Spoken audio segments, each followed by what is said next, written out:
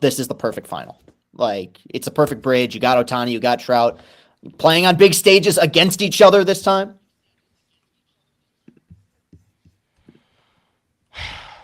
And here I am. Are we live? I got to click and make sure we're live. I think we're live. Yeah, we're live. We're good. Just click refresh. You'll see it. Boom. We're live again. That's like going live twice. Oh, did we end up going? Okay, yeah. No, I mismanaged our live situation. This is a growth project for both of us as we go through these streams and stuff. This is our third stream together for the World Baseball Classic. It is, yes. And in the first one that wasn't at the ass crack of dawn either. This is a nice, convenient time. It's 7:18 in Lansing, Michigan, which you're 3 hours behind right now. So how about that? Some afternoon baseball to see this thing all the way through to the finish. I and think like that'd be cool to be out there because the stuff's done early. You get to bed at a reasonable time. The West Coast time zone is just a trap. Everything starts so early that you have no time to do anything. Okay, Ken Rosenthal's on the screen. I just think it'd be interesting to drop some Ken Rosenthal thoughts and reactions. I like him a lot, and I think he's a pure standalone baseball journalist where what he does is not replicated by others, where you could be like, well, Nightingale or yeah. Ken Rosenthal's a standalone. Yeah, I mean, instantly recognizable. He's been around forever. I mean, it's ironic because I always just remembered him for the longest time as a reporter, not even like, I'll plead ignorance, not even knowing like he was a big writer. I like his stuff that he's done on The Athletic. Yeah, talented guy. I've liked Rosenthal. He's like an institution now. Like, since I started watching baseball, he's been in dugouts with the bow tie and everything. Yeah, because like most public exposure to Ken Rosenthal is the bow tie. Yeah. He will work a story months, years, sit on stuff, and just kind of like he isn't, I guess, as much timely as much as he's looking for that juicy story. And I really like what he does with The Athletic because he's building up other baseball journalists. Like, if you follow him closely, I know he's on for Ken, of course. And like very often he's out promoting other people that work under, which in his career. And again, I think he's a Hall of Famer too. I think as far as journalists, I was just about to say that. I was thinking, I didn't say it because I thought maybe someone would call me crazy, but I kind of feel like he is. Like, he's such a recognizable guy at this point. And he's like, he hasn't avoided getting in the mud either. Like, he was the sign stealing guy for a while. Yeah, I probably agree with that. Yeah. Small. He's telling stories about when he was coming up. Tim Kirchin was on the same beat. It was like him, Kirchin, Verducci. There was like a handful of guys that were all covering the Baltimore Orioles within like a 3 to 4 year window. I remember that. Yeah. And apparently Kirchin is like the Bill Lambier of baseball reporting, where like if you got in his way, Kirchin would try to hurt you. Like, he would literally try and hurt you. Like, if you broke a story ahead of Tim Kirchin, like, he would go out of his way to ruin you from forever. Which is so ironic given like he's such a meager like on-air personality. Like, you wouldn't expect that he'd be cutthroat. No, Tim. You'd think Tim Kirchin would be like, "Hey, I have a story I don't want to write. Do you want to write this?" No, Tim Kirchin would be like, "Hey, I heard you were sniffing around on the story," and then intentionally. So it wasn't that like that, but he would just outwork you and outgrind you. And credit to baseball for being a spot to have so many of these names and personalities, so much more than I think other sports. Where easily baseball, it's like you just have Woj and Shams breaking news. Like there's a whole array of guys. How much were tickets going for tonight? Did you see? I'd have to double check. I don't know. Chat if the chat knows. You know what's one thing about this? And I don't know if I've ever said this, but one thing about this tournament, watching it and seeing the crowds, makes me hope at some point soon the Marlins get good, because that place has been like really rocking for the WBC, and that's like I've said this before about Detroit venues. You can't properly judge a place until they've played a playoff game there. And Marlins, did they play one like in the COVID? No, I don't think they did. And if they did, it wasn't in front of fans, so it doesn't matter. Um, but yeah, this place it's got a little bit more personality than I thought. Have you Now, been there? I'll take it one step. I have Park. I think the way you could do with baseball in Miami appropriately would be to appeal to like the passionate fans that are in Miami. Yeah, Like guys named Mike from Chicago who moved to Miami to work on their fucking insurance business are never going to be the season ticket holders and all that stuff. right. There's a way to make them truly a community team where that community and the diversity and it's like represented with different Latin players and stuff. I don't know. I feel like the Marlins are like they could explode at any point where in the same way that like the Dodgers are such a local community team and they appeal, and I think like the San Francisco Giants are such a local community team, and the Mariners where like their fan bases embody exactly like the community that Yeah. team is supposed to represent. The Marlins Yankees have that, obviously the Red Sox, those identities, and so this is a great point from you that I'm being so fucking long-winded about. Is No. the Marlins are not there, but if they did get there, I'm with you. We're like a playoff game in Miami if they were rocking with the right guys. Hmm. Well, You know, bring it back around to Ken Rosenthal. One of the saddest baseball articles I ever read was it was the greatest team that never was, and basically just how stacked the Marlins could have been in like 2017 through 2019 if not for some really stupid trades and Jose Fernandez passing away. Like the team they could have had with Ozuna and Giancarlo and Yelich and Fernandez and Chris Paddock, like, and Luis Castillo was in that system too. Like they could have been a world fucking Realmuto. Yeah, JT was their catcher. Like, Holy shit. and that ain't my we should get him on a stream. One of my close college teammates, a guy named Joey Bonadonna, was an all Big Ten outfielder, got drafted in the 46th round by the Marlins and made it up to Double A or whatever. I mean, was like a classic minor league player. At the end was one of those guys like, do you want to be a bullpen catcher type attitude, good kid. Yeah. And he was the leadoff hitter for the Greensboro Grasshoppers or something in 2010 or 11. And it was him. The lineup went him one, Ozuna 3, Realmuto 4, and it was either Stanton or somebody else was like in the 5 spot for a brief moment before getting promoted at the start of the year. Wow. There were like 3 or 4 Hall of Famers on it within that Marlins organization. Yeah, the team that never was. Who they're pitching? Jose, but who else? Well, I mean, I'd have. Well, it would have been Luis Castillo and Chris Paddock. Now Paddock's obviously fallen off, but oh, if you go through the names that the Marlins traded in the early 2010s, some of the minor league names are absolutely incredible. yeah, By the way, the Cardinals, I believe, traded Zach Gallen to the Marlins, or drafted Zach Gallen and traded. That's I right. believe Zach Gallen at some point was a Marlin. I believe so as well. Mookie starts the game with a fly out to right. U.S. lineup, after looking like, by their standards, pretty pedestrian through parts of pool play, is really, I mean, they've destroyed pitchers the last few nights.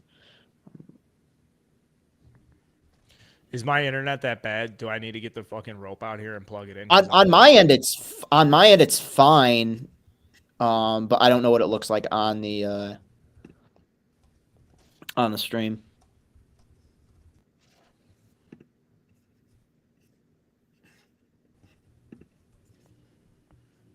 Mike Trout, shallow. I mean, that's as good as 2 if he's running hard out of the box. Yeah. And he is, folks. Oh, Michael! Mike! I'm so glad he's played well in this tournament. I'm so glad he didn't get duped off second base right there. I almost threw my phone out the window. Hard country. He sees it. He knows it's trouble. Immediately on that play, guy with his speed, got to be thinking 2 out of the box. Yeah. Now, if it's June and Mike Trout pulls that shit on the Angels and I'm his manager, whoever the fuck it is now. I can't. It's Is it Nevin? Did they retain Nevin? Yeah. It's Phil Nevin Yep. with the chip on his Yeah. shoulder. And if I see him stretching that into a double on like June 13th, I'm gonna cut his fucking throat in the clubhouse. Yeah, I I don't know mean, why.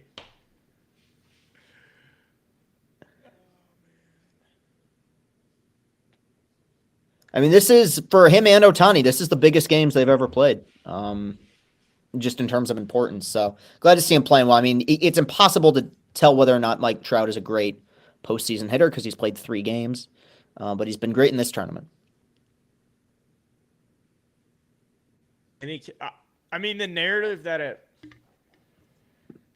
is kind of a silly narrative that a guy who likes the Philadelphia Eagles so much that he would get them to construct his own season ticket section would not care about how his own team performs and stuff. Yeah. Like, I think he's such a competitive lunatic that he just doesn't want. It's like, I'd rather talk about the weather. If you knew, that's what I think about Mike Trout. If people knew the extent to which he cares about each pitch of his fucking life, Yeah, I've never understood that narrative. I think that there was this myth that was spun out there once he signed the extension with LA that like, oh, he clearly doesn't care about winning. No, he does. Like, he cares about winning there. And the Angels haven't held up their end of the bargain. What? Especially, he's got the best view in the best view in the house of your starting pitching as your center fielder.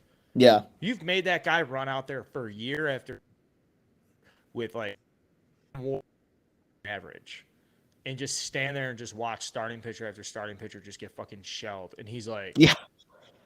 dude, I'll hit the best in the league. All I need is like slightly above average Yeah. on the mound. Oh, man. That's just great piece of hitting from Nolan Arenado. Great positioning from Japan right there. A lot of interesting things there. Mookie swinging early. I'll say this. I also think very interesting.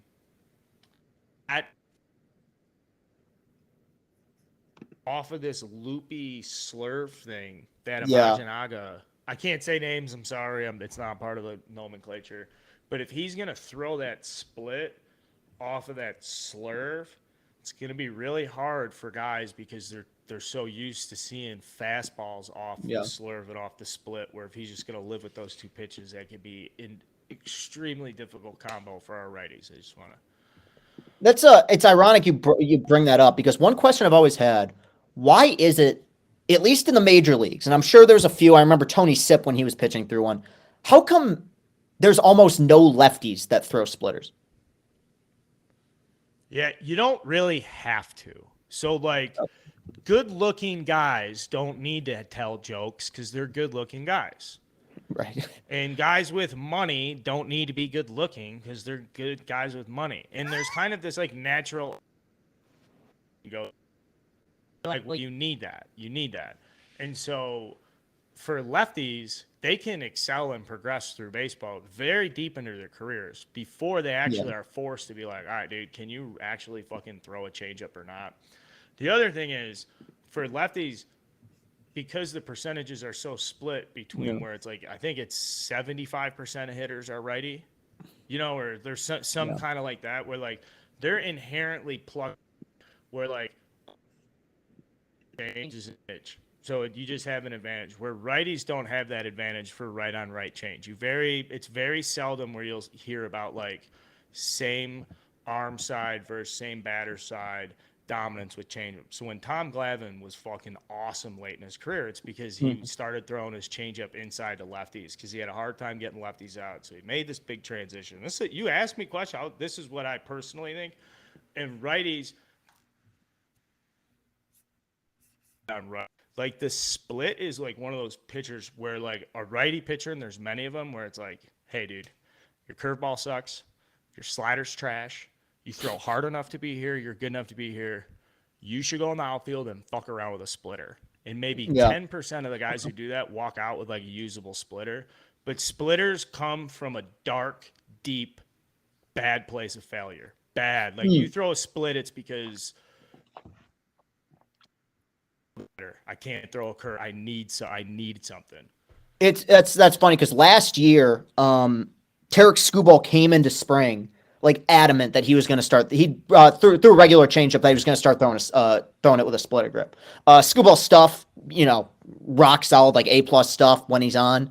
And I think like a month into the season, I don't know who it was. I would guess it was the pitching coach. Just said ditch that shit. He just immediately went back to a regular changeup. You see, his stuff was too good. He didn't need to mix it in. Throw split changes. If you have nasty stuff, don't be throwing a fucking split change. Either throw a true split or throw a through change. A split change is kind of like a. By the way, I want to make it clear. I do very much enjoy talking baseball with you, Chris. Thank you. I'm glad that we get to do these streams and. Thank you. I like Merrill Kelly a lot. Sure do. Always one question I've been asked a lot this year has been what's one potential surprise team that could sneak into the playoffs?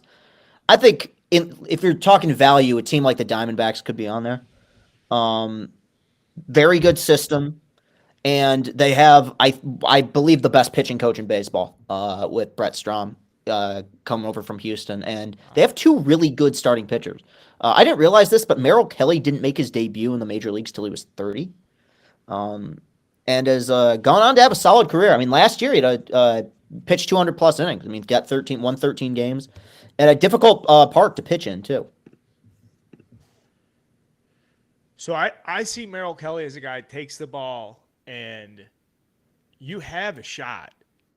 Mm-hmm. Shot. Like, now there are going to be times you're going to go against guys that shut you down, but you're not going to lose a lot of games because fucking Merrill. Yeah. You most of the time he's going to go out there and it's like, all right, boys, Merrill's pitching, so like we score 4 runs, there's like a 90% chance we win today's game. Mm-hmm. I bet in games where Merrill Kelly pitches, the win percentage when the Diamondbacks score a run 80-something%. Big time up there, yeah. Well over it. But that's like that for a lot of major league players. I shouldn't say it like that. Yeah, no, someone said Ricky Garcia, Arizona, very good system, ? Said no one ever. I think Jordan Lawler is one of the top shortstop prospects. He's going to start in AA this year for the Yeah, and I'm including Corbin Carroll on that as well. I mean, so yeah, I think they do have a good system. Listen, no, an 0-0 count with Shohei Ohtani. And I'd like to see Kelly goes fastball outside right away, 93 miles an hour, 4-seam fastball. It doesn't give a fuck. A lot of guys would drop a spinner in, or Merrill Kelly's like, nope, here's your fastball. Because now we can change speeds on 1-0. Are we on sync? Am I early or too late? You're a little bit ahead of me, but not that much. Pause. I can work around it. Play pause unavailable.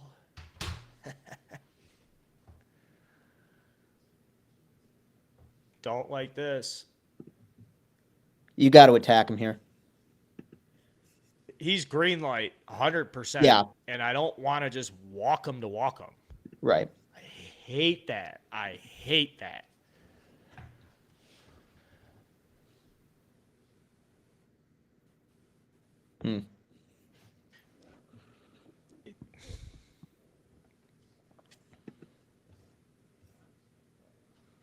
You got to throw a changeup, right?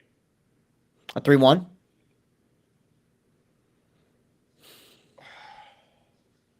I hated everything about that, but I will respect Merrill Kelly for throwing 5 fastballs, 3 4-seamers, and 2 sinkers. Yeah. I will respect him for not being a pussy out there. And throwing something soft. That's the former pitcher in me. I'll say stuff like that when I get I talk about pitchers like they're boxers or something. Like, you're going to get your ass kicked, you pussy. And that 3-1 was a strike, too. There's also a horrendous pitch to throw to Shohei Ohtani, because if Shohei Ohtani he wasn't looking for a pitch up over the plate. He was probably looking for something soft over the middle. If he was looking up and over the plate, that ball went. Yeah. Because I would guess he's probably sitting there 3-1 with like a little shoebox and being like, all right, he's gonna throw me a changeup in this shoebox. If it's not there, I'm not gonna swing up and away. If he was like, yo, he's gonna go up and away, that pitch was close enough for him to kill. Yeah.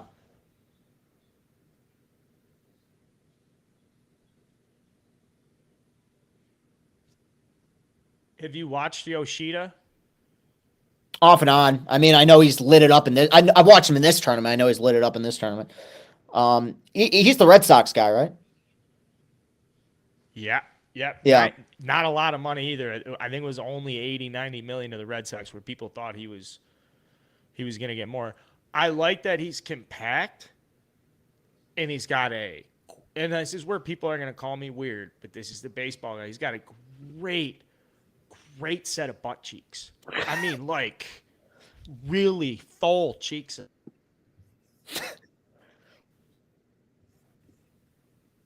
Which means health, it means like sturdy. Like, I'm gonna run this motherfucker out there 155 times. I want to see some legs on him. I want to see some girth. I want to see like a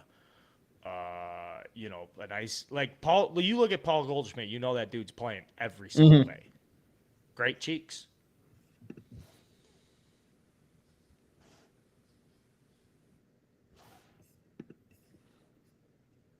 Great cheeks. They just showed him.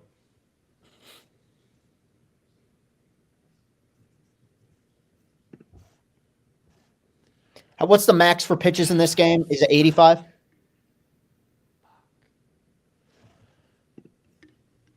I believe 95. 95. 95.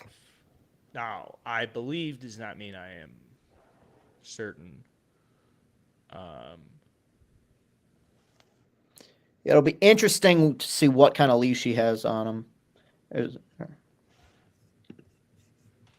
Oh, where's this lobby at? I gotta get the fucking lobby. Is he?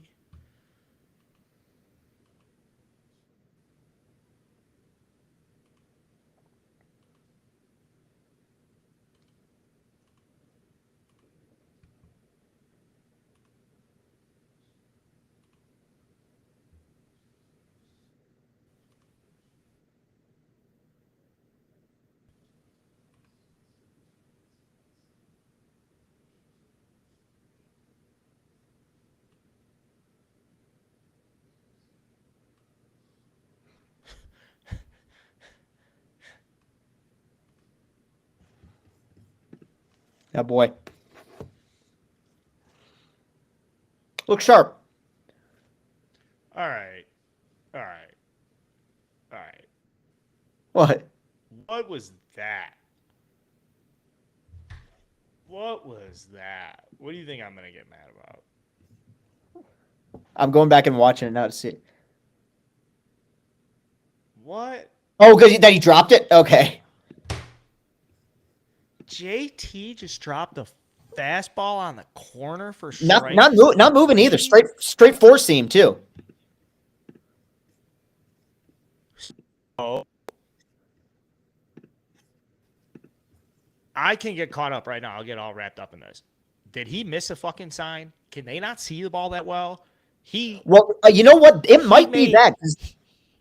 He may never drop a four-seam fastball in his life. The other night, one of the backup catchers for Japan in 10 pitches dropped 5. Maybe there is. I don't know. Maybe there is some. Maybe since they took it out a while ago. That huge fish thing in the center of the field. Maybe that's a.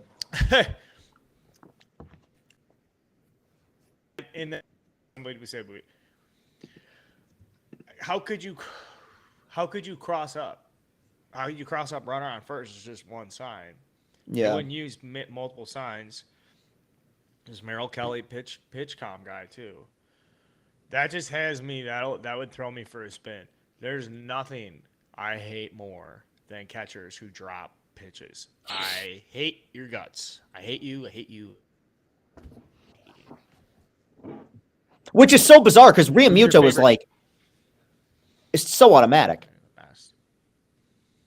He's from Oklahoma. If I was a scouting director and I saw a high school player from Oklahoma that was like on boards, I just would instantly the amount of good baseball players from Oklahoma, because there's nothing to do.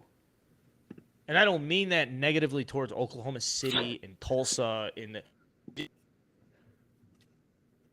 streams with you. The percentage of players that come, the players drafted in the first 3 to 5 rounds that aren't from the major states like Texas and Florida and California and Arizona. New York.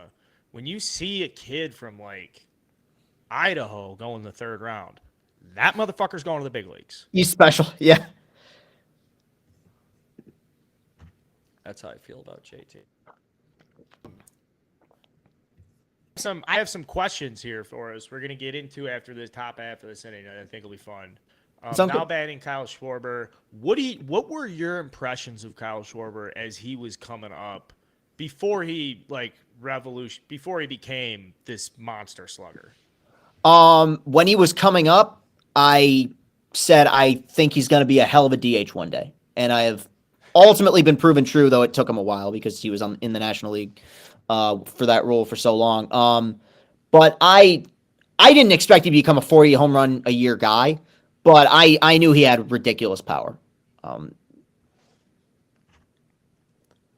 That College World Series team he went to with Sam Travis, Micah Johnson. See, just a soft little flick it down. It won't. There are a number of great players that came out of the program. Yeah. Was one of them, but it was the first Big Ten team to go to the College World Series since Barry Larkin took Michigan. Barry Larkin and Hale Morris. 1984 was the greatest year ever for Michigan-based baseball. It was the year Michigan went to the College World Series and the Tigers won the whole thing. Do you think Alan Trammell should be in the Hall of Fame? Yeah. No, he deserves him and Whitaker. It's funny because Tram and Morris were the two that made it after the Veterans Committee voted him in. I could take or leave Morris. I think there's strong arguments for him. One of the winningest pitchers of the 80s. He's really basically in the Hall of Fame because of the 91 World Series, like maybe the clutchest performance ever. But yeah, there's a lot of better pitchers than Jack Morris. Tram and Whitaker, though, yes. Like we were talking about, I think, on one of our previous streams, they are, in terms of just value, analytically, comparable to Jeter in terms of what they did in the regular season. Jeter, obviously, more moments, but if Trammell played today, he'd get Correa money. He was that 4 or 5 year war shortstop for a long time. Yeah, I mean, his thing is his name's Alan Trammell playing shortstop in Detroit. You know, if it's no joke, if his name's Joey,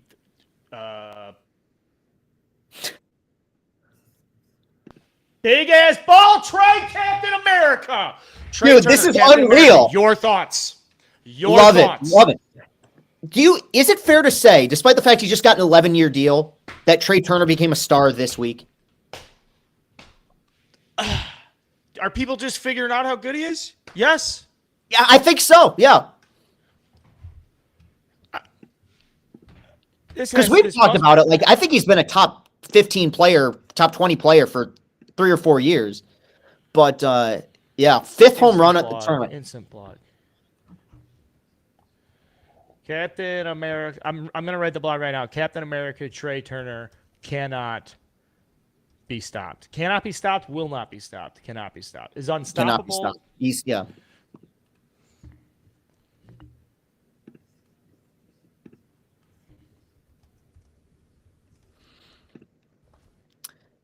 Can I give you man of all time? That's the blog title. Yeah. Sorry. No, Fire. What do you got, big fella? This guy who's at the plate right now is going to be a Hall of Famer.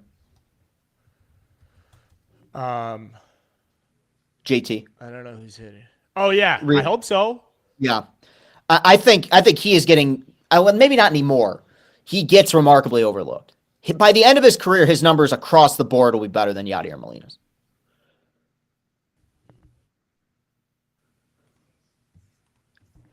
Yeah, Yadier Molina is a product of the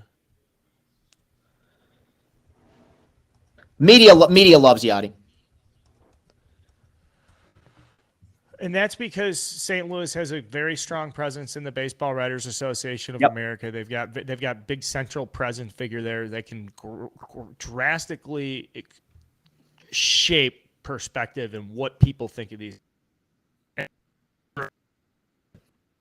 Some of the best treatment any athlete has ever gotten from media, because deep down, I mean, he's a nice guy. He's a good guy. He's a good teammate. He's not like building schools. He's not like this, like, you know what I mean? Yes. He's not. Watch out.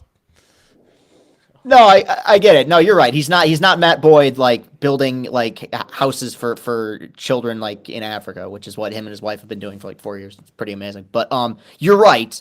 My issue with Yachty is just I think that there was really only 2 seasons in which he was a great hitter, like 11 and 12. That Yachty, like probably one of the 10 best players in baseball.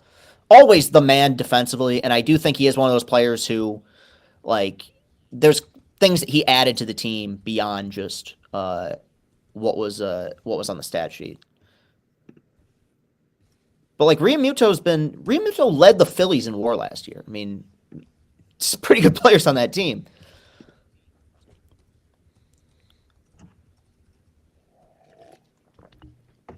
You know what? Man, I'm sorry. It's not that I'm not listening to you. I'm just writing 5 sentences. No, you're good. No, I'll just keep going. Man, that Phillies lineup is going to be ridiculous. Even without Harper. I mean, half of them play in this team. You got Schwarber, you got Turner, you got Realmuto. You're going to get Harper back. I think it's going to be a good team, man. Classic Dombrowski team. A lot of mashers. A lot of good right-handed starting pitchers. And a bullpen that they're trying to hold together with duct tape. So they like their bullpen coming into this year. Meanwhile, Realmuto just keeps getting it done.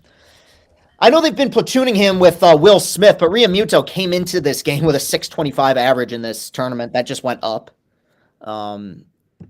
Best catcher in baseball, though. Would not shock me if by the end of the year, Adley Rutschman is that guy.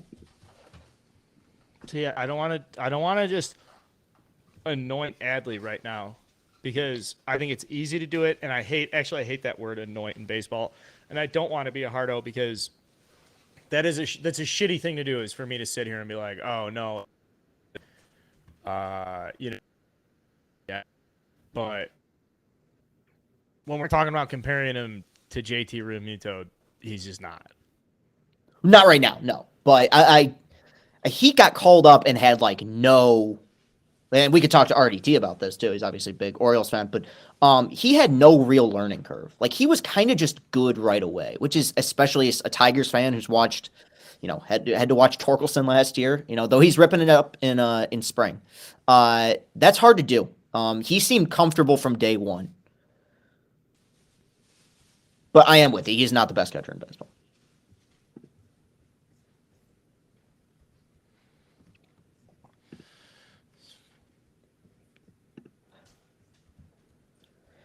Oh, I forgot about Rhys Hoskins is in that lineup too. Yeah, Jesus. Whew.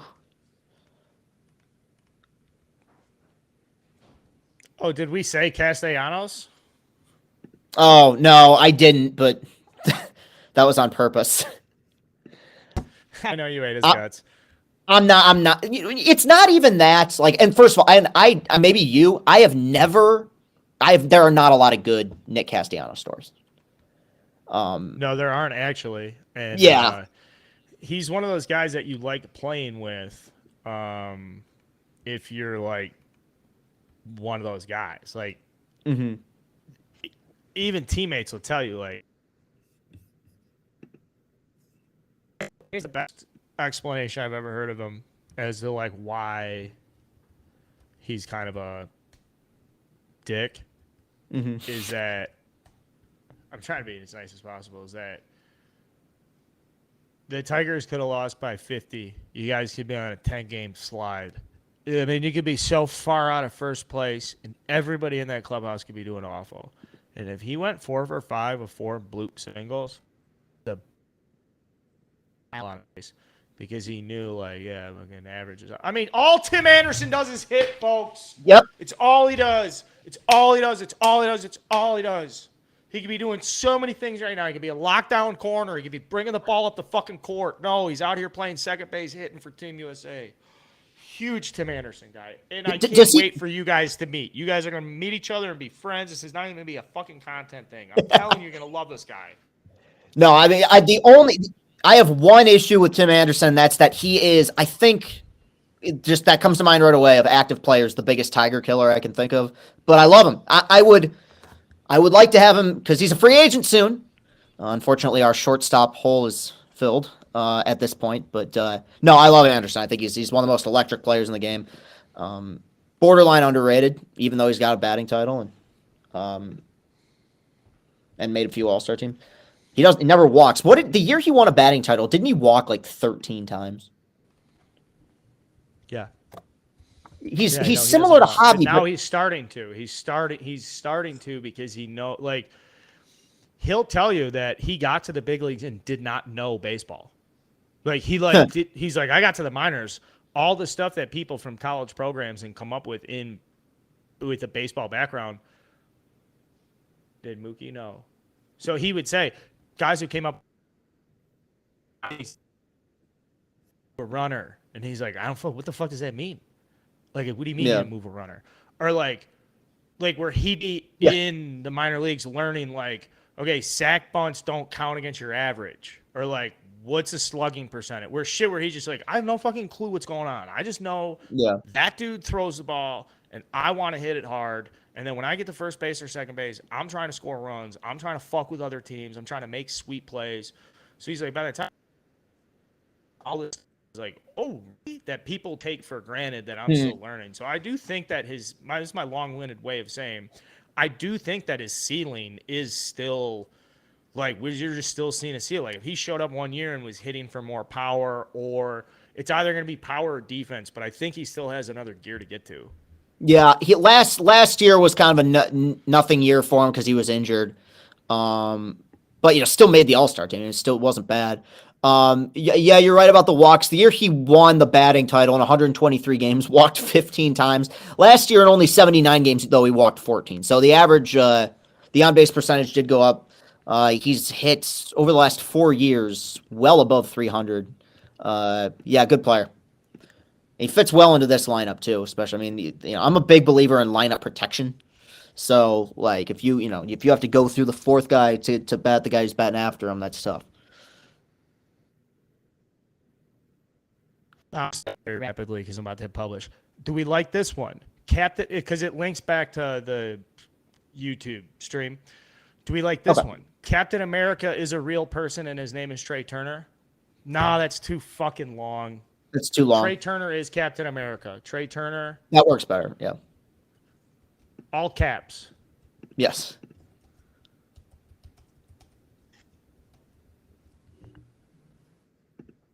Okay. Hit publish. I think we're just gonna make sure there's no bad words. NSFW. Okay, publish. We're fucking live, baby. We're live. I tell you, there is a rush, and there's a rush. I probably should have. It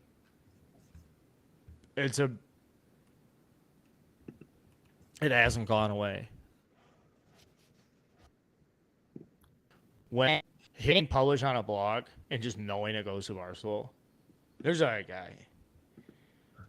I asked for that privilege years ago. I was like, I'll work with you guys, I promise. I will only post fucking relevant sports baseball stuff. That's about the biggest rush of life. Every single time, Chris. And there have been thousands of times where you're like, publish, schedule, publish.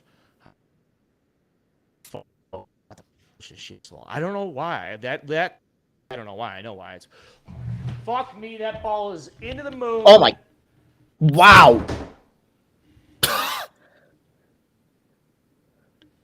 Into the moon. Munataka Murakami off the moon. Murakami, Japanese for lunar eclipse. Really? It's not. No, I have an uncle though who did a work transfer program in the early '90s in Japan, and he's in touch with Japanese culture. But I absolutely did just make that up. I will tell you this though: he wears 55. 55 is a big number in Japanese culture, and that motherfucker rakes. He's supposed to be 23, 24. Murakami. What do you know about him? I understand him to be the best young Japanese power hitter in baseball. I hope that Scott Harris knows his name. Is all that matters. Because be a perfect. We're gonna probably need a DH next year. He won't be posted for. He has years. He's got 2 or 3. Oh, does he have? years Okay. He can get posted, I believe. Back-to-back home run champ in the NBL, NPL. I should know that. It's the NBL. It's the Japanese league. The right center. Holy fuck. Okay. Oh, someone asked us in the comment section of a blog. I'll tell it. Fuck, it's a great piece of hitting. People ask about like Japanese culture and like why is Japan so good at baseball, and other sports are really good at this and that. I have I know the answer to that question. Talk about it during the commercial break. Okay. In the meantime, I would like to acknowledge it's great. Yeah. That was a breaking ball that he threw, and one of the few that he's thrown so far. Yeah, just looped it into right. And now this is where you got to cut it off. Get that sinker down. Nice 6-4-3 double play, and then you're back in business. Is this the shortstop? Second baseman. What a leg kick. I'm going to show. If you're not paying attention to this guy's leg kick, I mean, it is fucking hitter.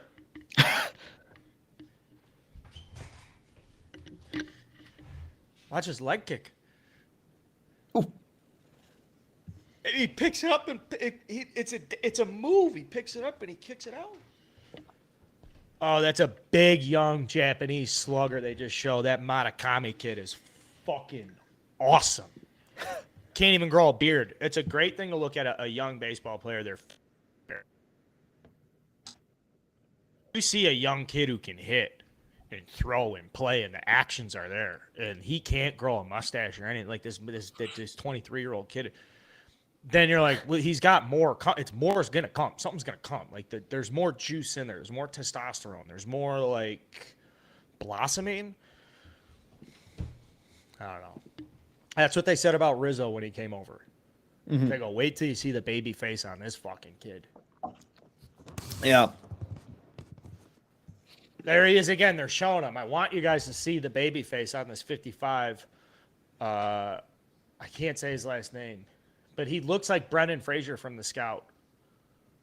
A little bit. He's got that bad pompadour haircut. He doesn't know what's going on. So innocent. That was I know, but to be honest with you guys, it's very hard to go upper deck right center anywhere. Yeah.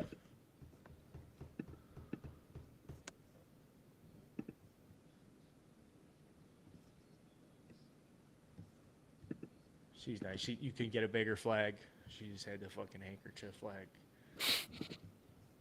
Double play. Bang.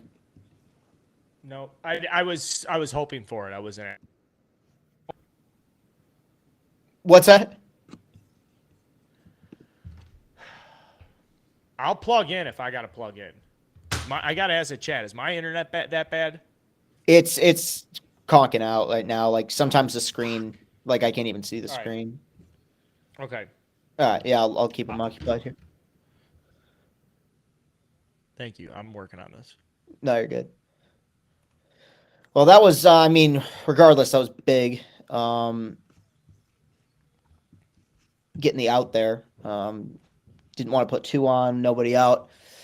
In the bottom of the second, it'll be interesting to see how long the leash is for Kelly. I think, so many people complained about the U.S. pitching coming into this thing. When I think outside of probably Dominican Republic, there's almost exclusively, it is exclusively major league pitchers. Like, I think we overlook how good these guys are.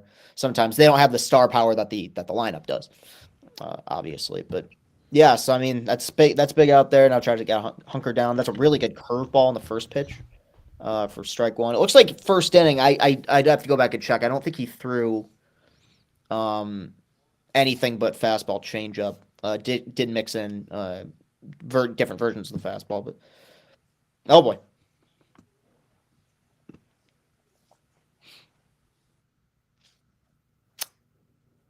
You get somebody warming up. I mean, it's the last game. I don't know exactly what their stance is on it, or like who's gonna play, who isn't, who's available, who isn't. But this has been a rough inning.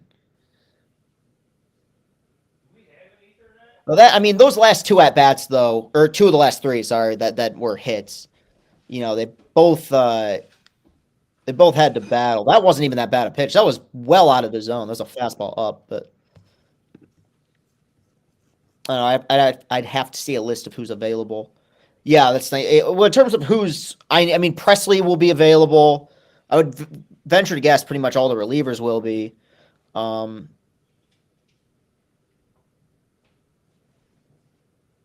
say Wainwright, definitely not. And Lance Lynn, probably not.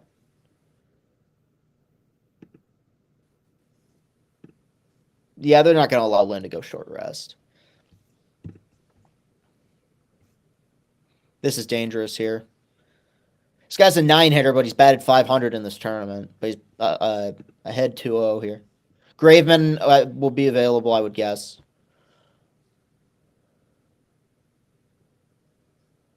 One-oh.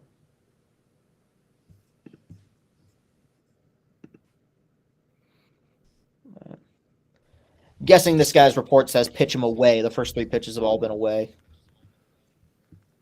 Quick update for the boys, for the chat, because we're working with a small group here, guys.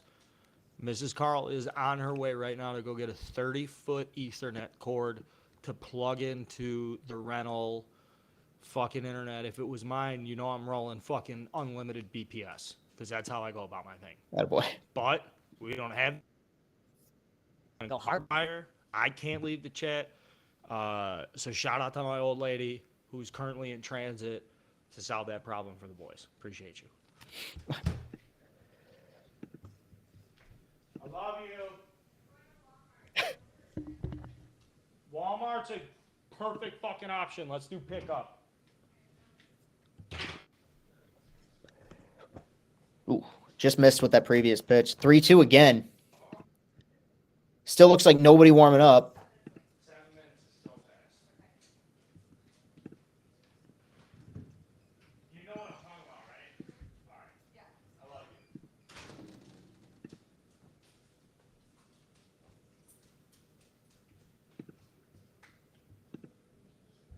Damn it.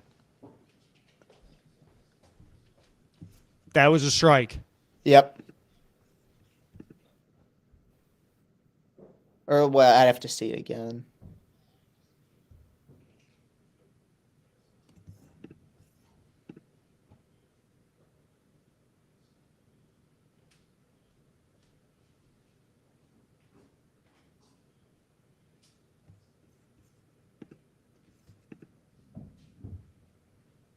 Actually, no, that looked outside. That was outside. Oh, boy. Back to the top of the order now. I'd at least get somebody going. You have to. Yeah, okay, who is it? Okay, Brady Singer looks like he's stretching. And who's that warming up? Aaron Loop. Wasn't he an MVP vote getter a few years ago? Yeah, it's weird because they're in the finals, obviously. But I am not that impressed by what I've seen from DeRosa as manager. I mean, it's such a small sample size, so I'm not going to knock him. It was a bizarre choice. I like him a lot on MLB Network. I didn't know that he had any interest in getting into managing. And at the same time, though, this is the correct move. Yeah. They are pulling him from the game, so Merrill Merrill Keller. Merrill Kelly will be done. He looks pissed. Or looked pissed as he was stepping off the mound. And then, so he faces the order one time. And now it'll be lefty on lefty here with Loop.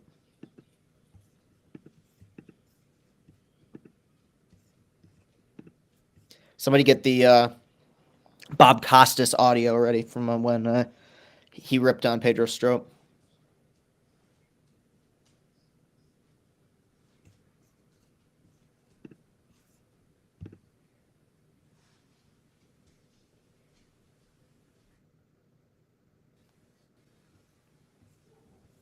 Manual better option for Skipper. Yeah, I kind of like what they did with Jim Leland, where you just take a older manager and give him one last shot. Though Leland had won a World Series, and made it to a few others.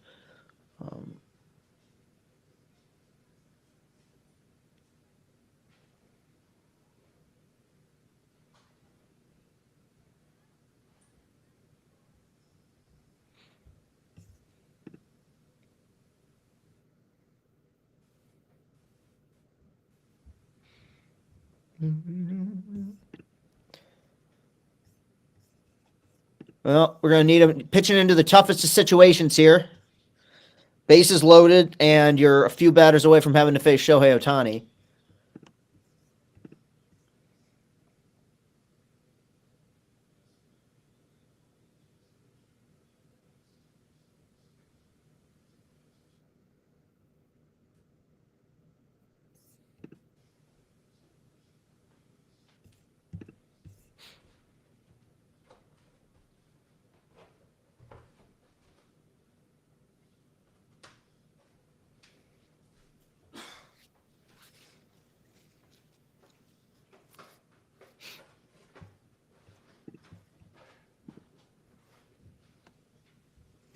Yeah, you're going to need a nice 4.63. We'll pull it off.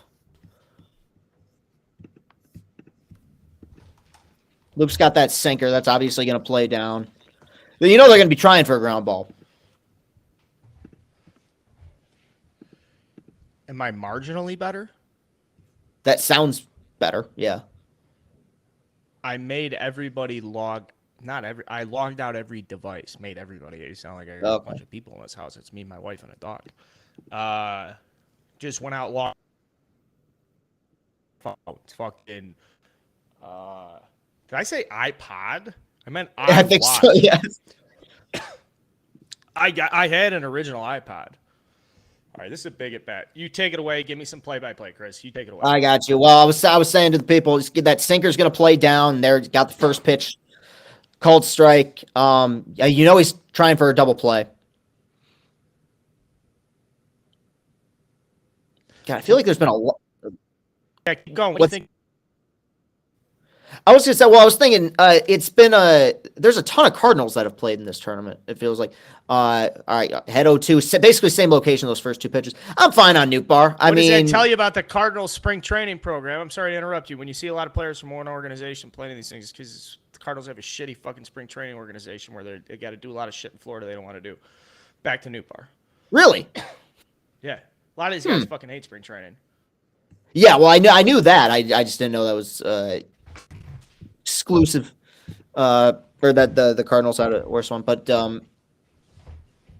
yeah, I get there's several guys on the Cardinals who've had funny names. Nuke Bar is He just grounded out for me. Yeah, he just did for me as well. Okay, so mentally, what I'm thinking for for Loop here.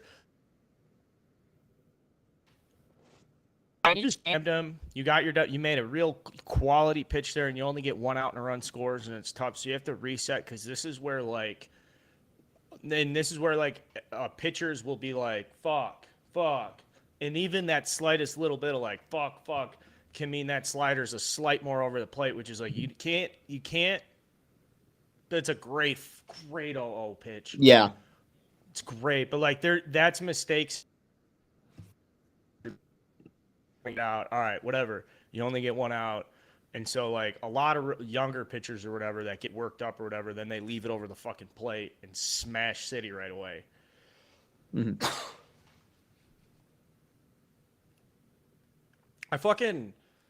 I think the mentality of like what is the pitcher about to do now is like one of my favorite is like up there Yeah. with listening to defensive coordinators.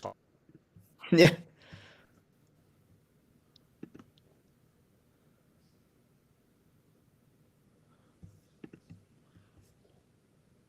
All right. 1-2, 2 outs. You get out of this with one, they are winning this game. That's a crazy haircut from that guy in Japan. If It's- Phil, if you could clip that, please, Phil, if you're watching, if you could get a picture, there's the 3 Japanese players. Fuck! All right, foul ball. But that's what I'm talking about, is those 2 outs. Buckle down. That's not a good pitch, 1-2. You should not. There's no way you should be able to get that much coverage. You got to bet. You should be burying that. What do you go with here? I'm going back. I'm going outside. I'm only pitching this dude inside. You're only pitching. I'm only ripping this dude inside right now. Hard stuff in. 1-2. Carrying a changeup, but I don't know if he's doing that. He don't want. I shouldn't say it like this because I don't know this dude at all in the least bit. But just from what I've seen intensely in the last however many pitches, 5, 6 he's made here, the kitchen's close. He's throwing a couple up there where this guy is already running out the first base. Middle, I mean.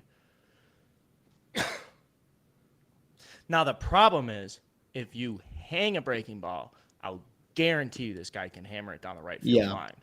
So the swing mechanics here is where it's like I would really just be belt up in hard over the plate, or I would be burying a changeup.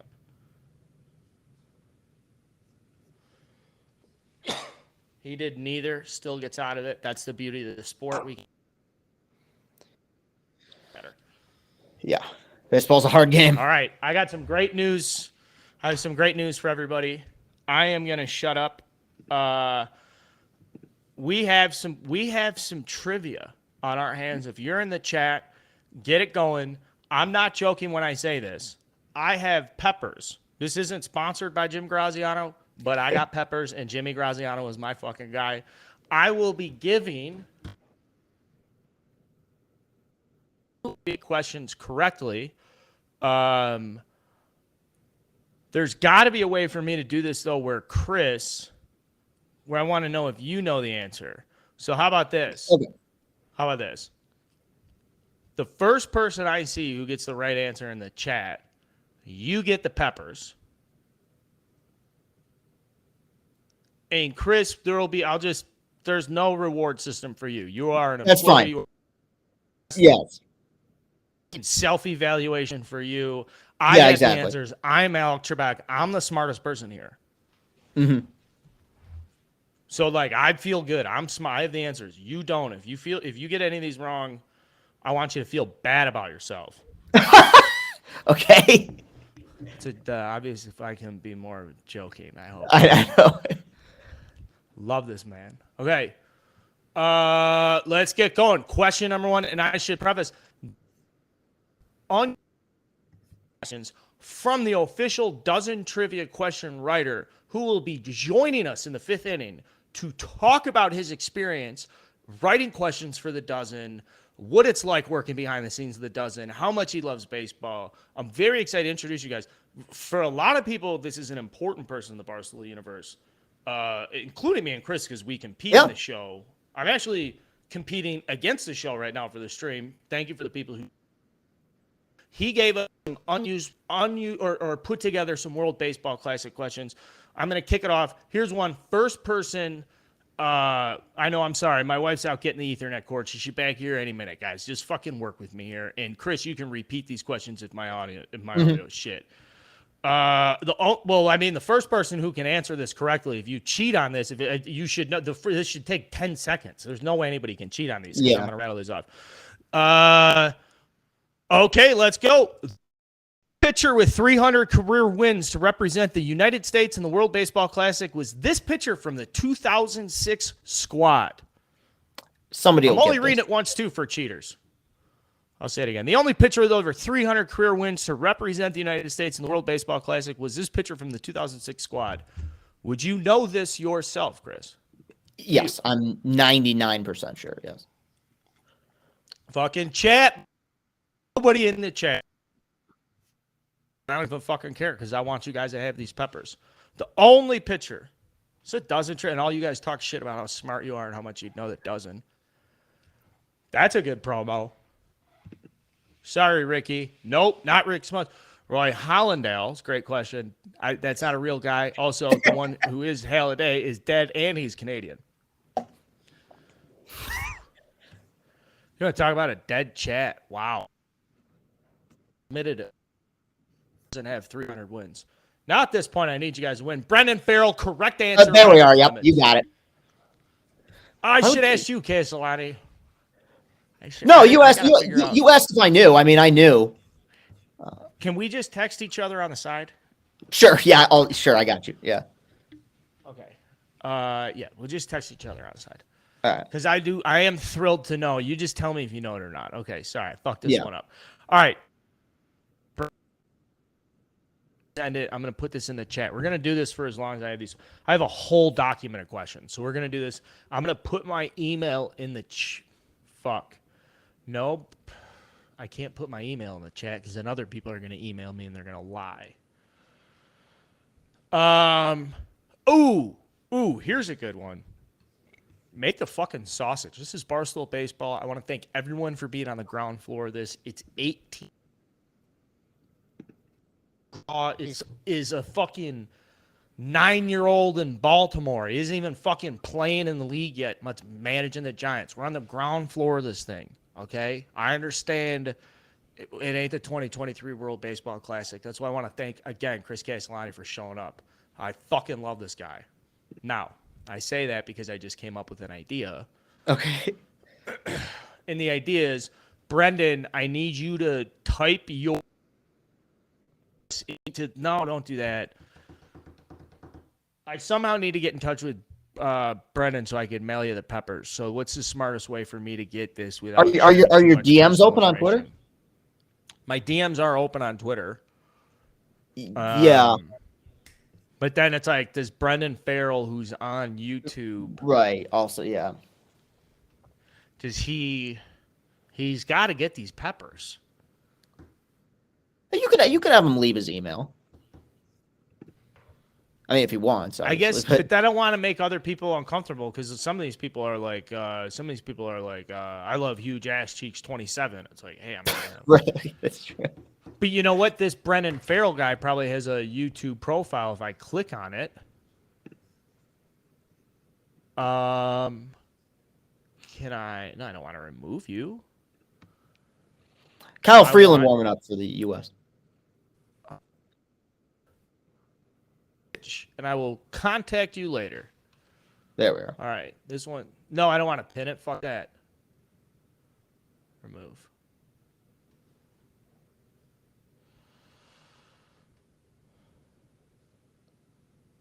Someone says he can put his at. Yeah, email. I fucking don't. I don't want to ask for anybody's email. Email sucks. I don't want to get into that shit. That's like I'd rather know your mom and dad address than know your like actual email address. Seriously. I'm at the point where I just stopped using multiple emails for like when people are like, "Would you like to sign up for this?" They're like, "Yeah, I'll use." Everything just goes through one. I collapsed. The system broke me. Yeah. I gave it. I was just like, you guys are going to hack me anyways. Okay, I'm just going to put a message down.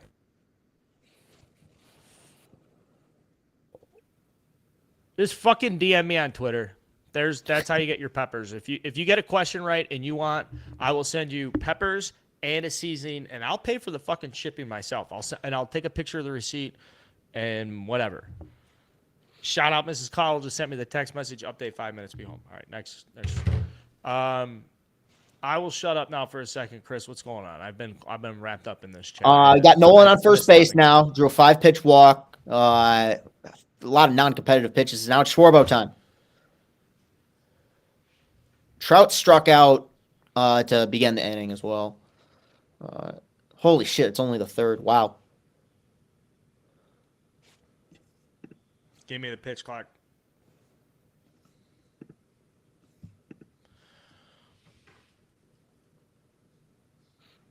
All right. Is to DM me and just say peppers, and I'll start the conversation from there. I have a bunch of these trivia questions, and I want to do them all, and I want people to get peppers. And I will walk over to the fucking post office tomorrow. At the thought of this and looking at this list, reasonably, I'm going to be out of pocket no less than $400 on chipping these peppers. Scale of 1 to 10. I want you guys to have these fucking peppers. Now, Michael Novella, these are the people that bother me, the people that fucking say that I'm on drugs or that I'm drunk. You and I talked about this before the chat. Yeah. To do this job, okay, to be an entertainer, to show up to the fucking chat, to anybody you ask, any of my friends who have ever crossed paths with me, they would tell you I am came out of the fucking womb like this, buddy. Trust me, I would change if I could. Fucking tombstone. Out of nowhere. Fucking guy sitting here pounding a Mexican Coke. Now, that said, I have been making my own coffee at home. I got a recipe for the boys. Just drug abuse allegations. Carl's hammered on the dozen again, or maybe it just shows up looking to fucking throw a great party. Jiminy fucking Christmas. I know your life needs it. Fuck. No, you're good. Great 2-1 pitch. Yeah. They seem to be seeing this guy pretty well. All right. Here's what we're going to do. Hit me in the DMs if you want a pepper. 3-1, 2 outs, Schwarber. You have to be looking for something fucking.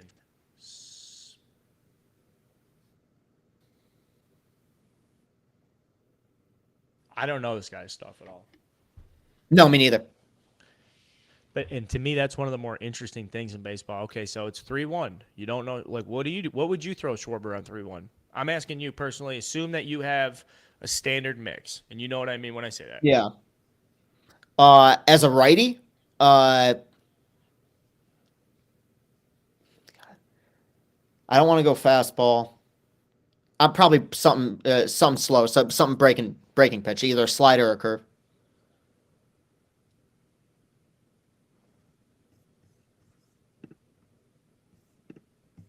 I don't know what I would do. I think Schwarber's obviously a player who is hot as hot gets. When it's hot, it's like, uh-oh. Right. It's upstairs. I think you have to go like this against them. Here and here. Because if you try and go here and here, you know, if you're trying to be like, well, I'll fucking start him out and I'll move him in. He doesn't miss that inner third. Like, that ball is getting hammered. Anything on that, anything that has, like, where that barrel can extend, which I think why. We're like Trea Turner, I think, the opposite. Because if you miss down, he goes down and I don't know. Trea Turner's so hot right now, I should just shut the fuck up. Yeah, I wonder what he's going to see here. I mean, it doesn't get any easier. You got Realmuto on deck. That was an amazing pick on that first pitch, by the way, by the catcher. And that's the first time I've noticed the Japanese chest protector. Yeah, I saw it earlier. Big fluid.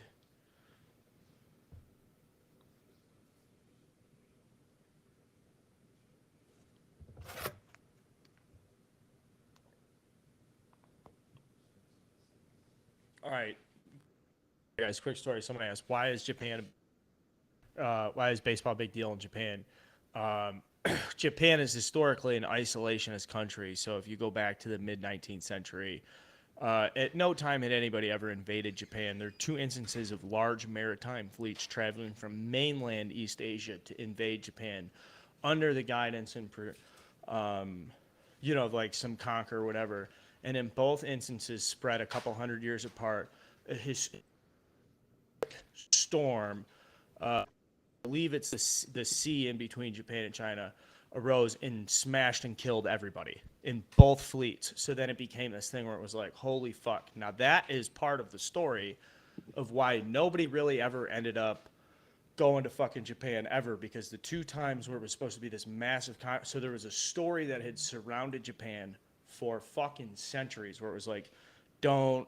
Now, meanwhile, of course, Japan has its own pitch.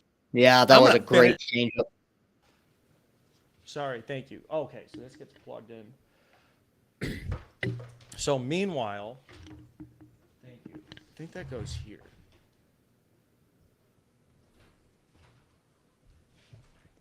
I think it goes.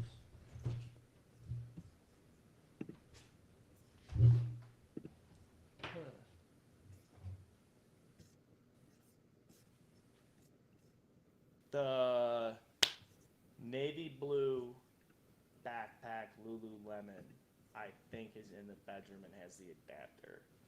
Could you please? I think it's in the middle of a Japan story. I'm gonna lose. Oh, Freeland's gonna take Before them we out do, here. Here's the next trivia question. Okay, yeah. Well, welcome to everybody who's welcome to this fucking chat.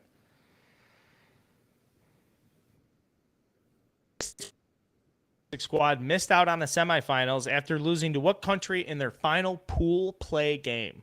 The United States 2006 World Baseball Classic team missed out on semifinals after losing to what country in their final pool play game?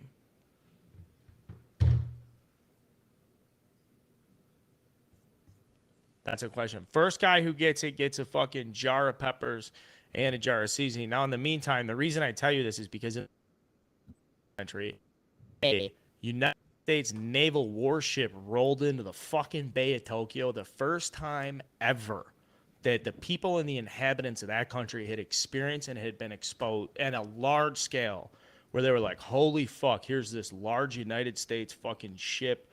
That's what had started this period where Japan became this extremely advanced westernized civilization, where starting in the middle of the 19th century, Japan was like samurai. Their realization of like, holy fuck, the Western world had led to, and then this gets into World War II history and in a lot of deeper shit, but at a very high level, Japan had done a ton of cultural like exchanges and shit with the United States. This I swear to fucking God. And they had developed and had built this deep appreciation for baseball and the rules of it and the structure and the organization. And they had like taken it on as part of like this West, largely a feudal farming, it's a economic, obviously an economic powerhouse with one of the highest quality living. I believe it's the second highest in terms of average age. I think it's like 80 something, or I shouldn't say average age of death. Now here I am really rambling, but someone asked why did Japan versus other sports, because it's not like, okay, well, how did Spain get into soccer and France and Germany and all this stuff? They're isolationist, and then their exposure to Western culture, and then obviously colonialism, and but there's like the athletic sport exchange there was the game of baseball, and and that goes back a very, very, very long fucking time. So there's the answer. How about that? How about that? Too deep? That was deep. I mean, history. Great pitch, by the way. There, get him. That's if you're gonna pitch Ohtani, that's about as good as it gets. Graham French is our winner here on the trivia. Graham, hit me back. Graham, hit me. DM me for a jar of peppers. That's Brendan and Graham. Okay, so you're a little. I gotta back out. we're live again. Okay.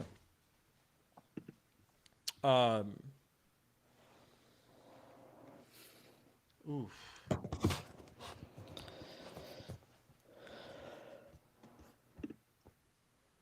Yeah, I mean, baseball is a very like disciplined sport, right? Like the players in the fucking pay like off throw being on top. It's just an overly like the way playing time is dished out. Like it's very much a the hard asses that run those fucking teams from high school to little league and stuff. All right, strike out in the first, Yoshida. Do you like Freeland? Are you in or out on Freeland? I mean, I'm more out at this point. I liked him at first. Had that great year in 18. He's just never really developed beyond that. Good stuff. I think could succeed elsewhere, but I'm out on him. Ever reaching ace potential again. He pitches balls off against the Cubs in 2017. He was incredible. No, that whole season he was great. It was 18. 2018. Yeah. Sorry, I hate to be so fucking lynchy. Always pretty lynchy.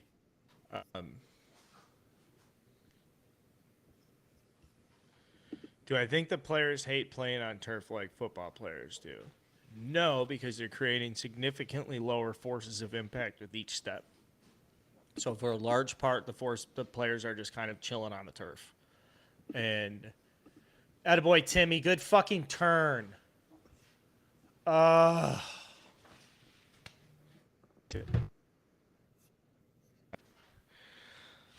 For a jar of peppers, your choice. Mild, sharp, muff, hot, easy, spicy, whatever. Despite retiring in 2007, this outfielder with over 300 career home runs represented Israel in the 2013 World Baseball Classic. I'll repeat. Despite retiring in 2007, this outfielder with over represented Israel in the 2013 World Baseball Classic. Who is it? Dun, dun, dun, dun.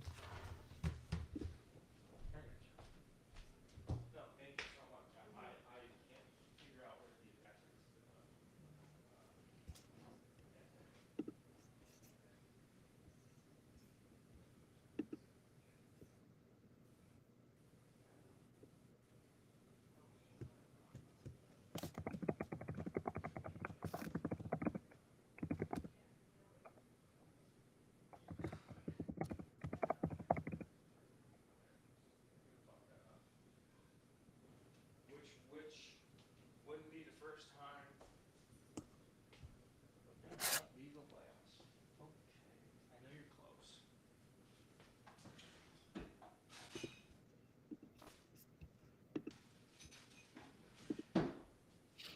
What is with me? Everything I'm looking for is wrong.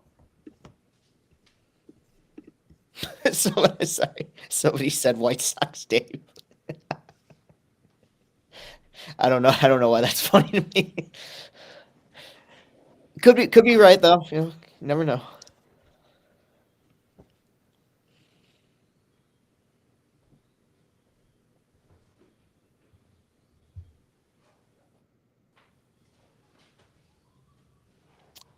Did somebody get it?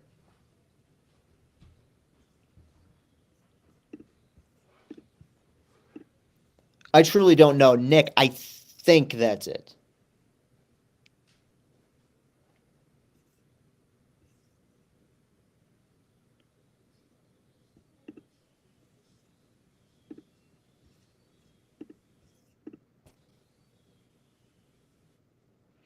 Meanwhile, double play ended the inning there. Tim Anderson, got to give him a lot of credit playing second for the first time ever in this tournament. Some guys just got the gift. Like, he's, and Carl was talking about it a little bit earlier with about Anderson, how he's a guy who could probably just play any sport. And yeah, he's right. I mean, you go from shortstop to second. Not to say that that's a huge leap necessarily, but still, on a stage like this, for it to be the first time you play that position, I think it's pretty impressive.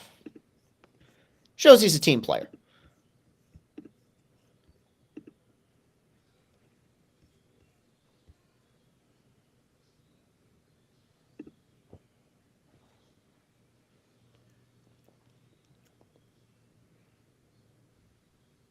Ooh.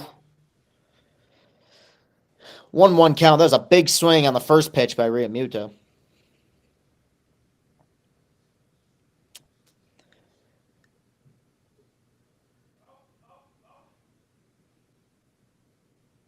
Ooh. Wow, that was a that was a good sequence. Fastball, slider, and then back-to-back changeups. I swung and missed at 3 pitches in that at bat. That's nasty life on that change. That thing is dying once it gets to the plate.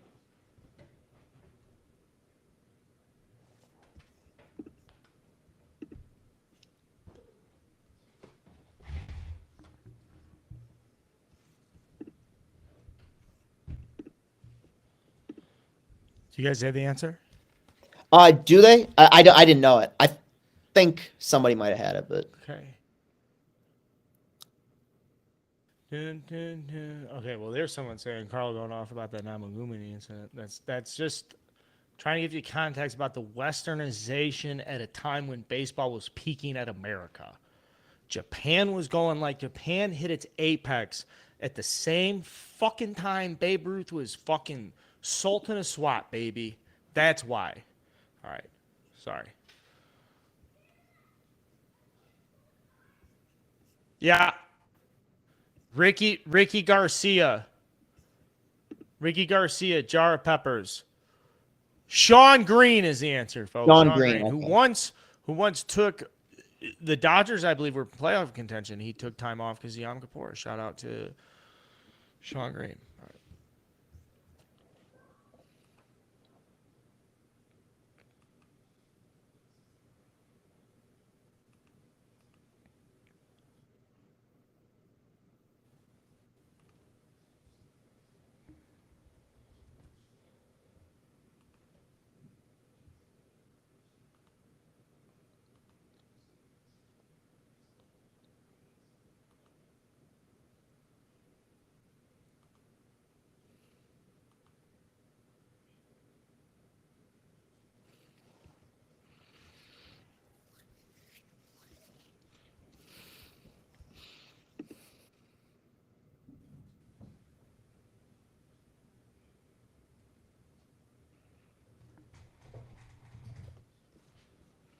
You're thinking of Shane Green, JDB's. Sean. Yeah, no, but on the in the chat, somebody said I thought Sean Green was a pitcher for the Tigers, and I said Shane Green was. That's Shane. Yeah, All-star. Hey, all-star Shane Green. he was the man on a team that was probably one of the what's that? No, keep going. I was Cedric hit a fly ball that I thought it was. Oh no, I just missed it. On a team that was one of the worst maybe ever. I mean, they lost 114 games. He was awesome in the first half for us, then we traded him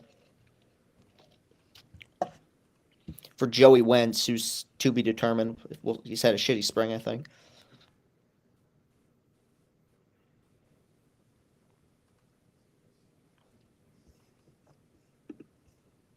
By the way, I have been, and I hate to do this to other people. I love Tim Anderson so much. Irreplaceable. I have been singing Beyonce, "You're Irreplaceable," so much lately, and I know you're a guy who sings songs, especially that era. There's something about that Beyonce song, "You're Irreplaceable." Let me get out, go deep. It's just a song that's been in my head. I wanted to share that. All right, I'm gonna ask one more question before I go get this fucking internet information. This former MVP shortstop earned all World Baseball Classic honors is part of Team USA in 2009. This former MVP World Baseball Classic honors is part of Team USA in 2009. I will now continue to fix my internet.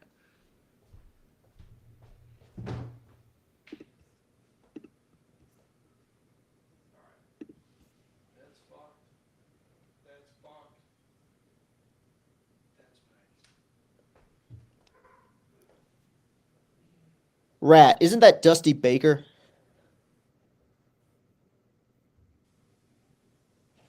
Or was he the high five?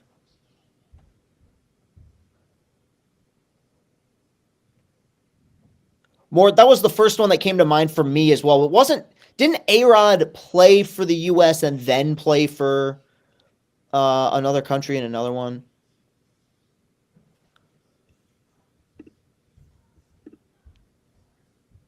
He was high five.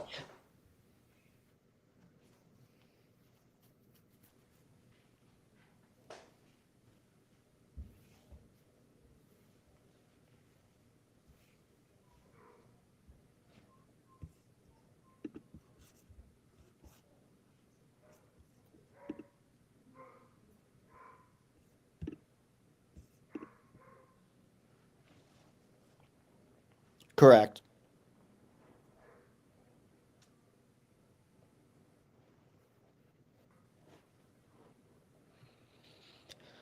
I believe it's been said. But I don't have access to the answers.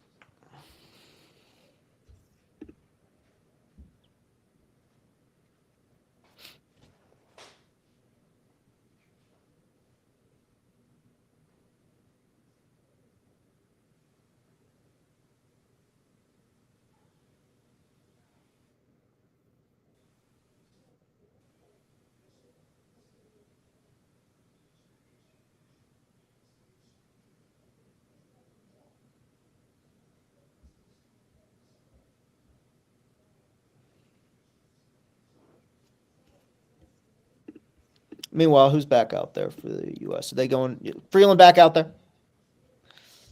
12 pitch scoreless frame last time. God, it's only the fourth. My goodness. See, I'm telling you, man, that's why these changes are going to be good for the game. Oh boy.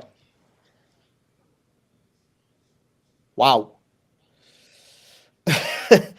3-1.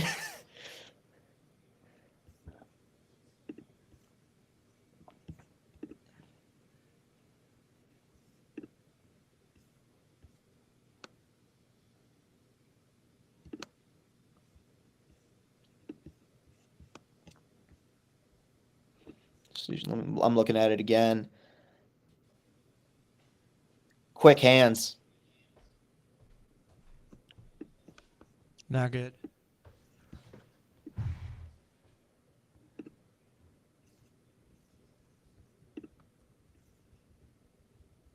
All right. Good bounce back.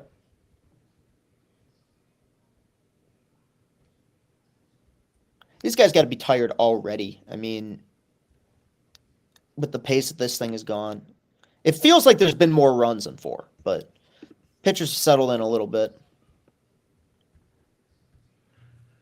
I said under 10.5 was a must play.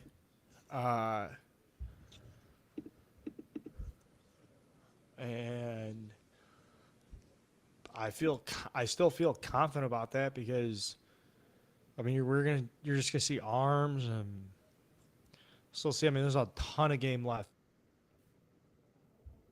But I still feel good about under 10.5. I mean, you need a team to score. I mean, I don't want to say I got to shut up. All right, let's see. Did anybody get that? Did you know that one? I did not, but I saw the answer. I believe somebody said it in the chat. Okay.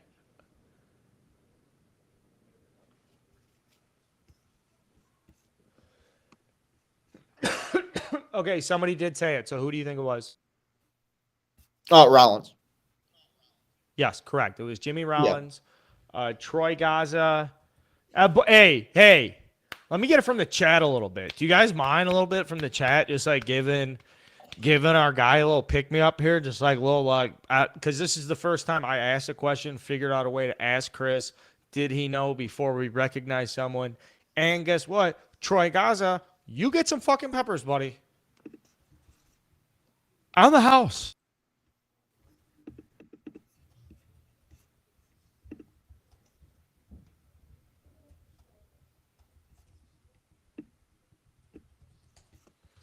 Okay. Generally speaking, from this part of the country, standard shipping, if I don't explore options and I just do the convenient United Postal Service, what about now? And that's before we tip. And guess what? Don't give a fuck. Here's another thing. 2750 isn't divisible by 3, so somebody do the math on that. Okay. Is that how many questions I asked? Or is that 4?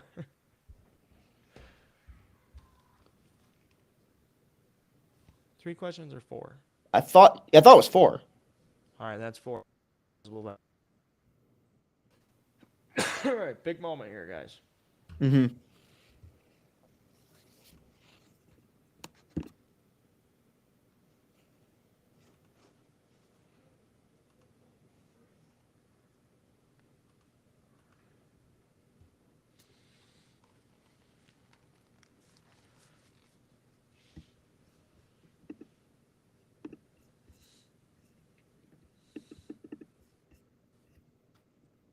Like a guy who watched a lot of Derek Jeter as a young man. No joke. Yeah.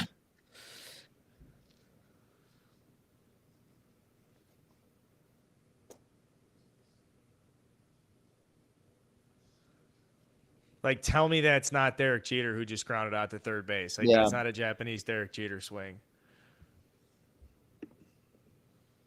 Okay. I'm trying really hard to get this broadband connection here.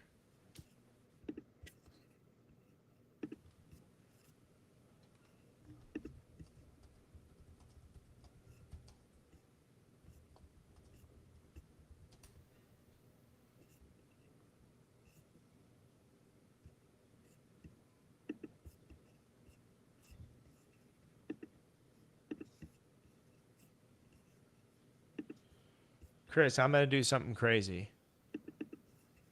I'm going to lead this. I'm going to lead the. Oh.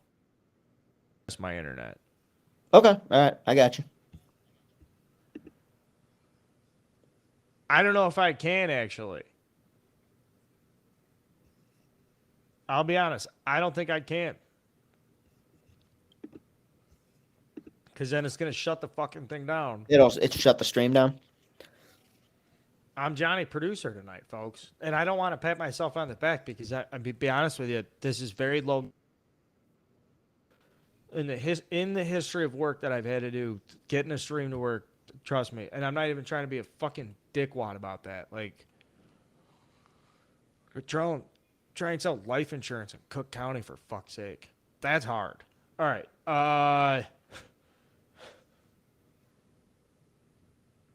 Thank you, Ricky, for the pepper answer, even though you did spell Sean Green's name wrong. Yeah, everyone throwing any type of access to can't do that. Don't want anybody from YouTube. Just a joke. But if you guys want to rally. All right, let's get some dozen trivia here questions. I apologize. We're in a commercial break here for you. Mm-hmm.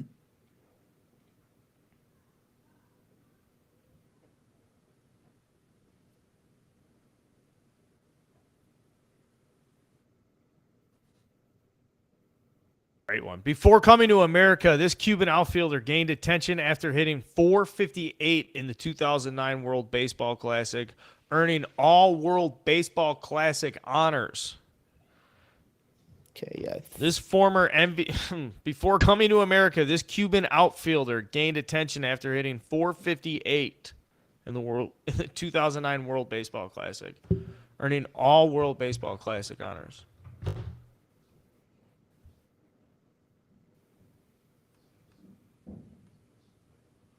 Great to see Austin Griffin come here. Just subscribe, guys. It's gonna change the vibes. LOL, this is tough. Hey, buddy, fuck you. No, I'm just kidding. But seriously, fuck you. 54 Fletch. Yep.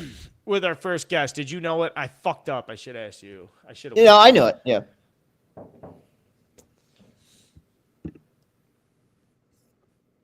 Does Mookie? Oh, I That's a loved single. it.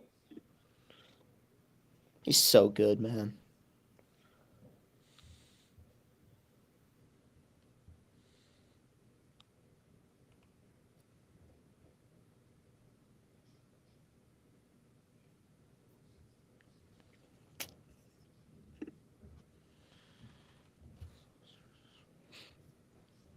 All right, here's the situation, guys. To be honest, I fucked up.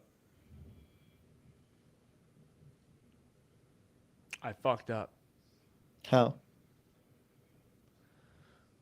I can't shut this stream down, but I need to fucking restart the computer. I got an idea.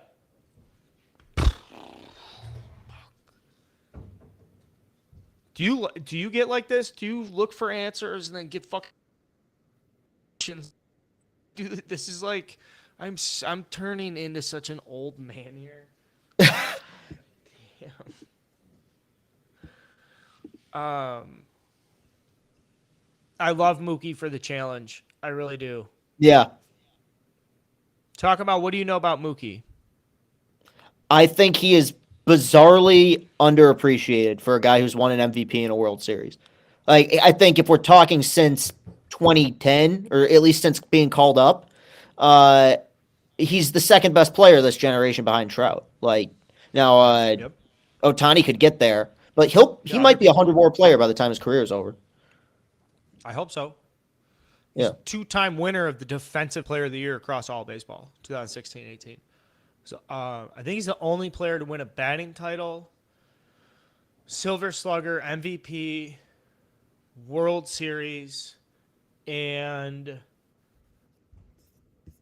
there was one and Gold Glove in the same season. He won 5.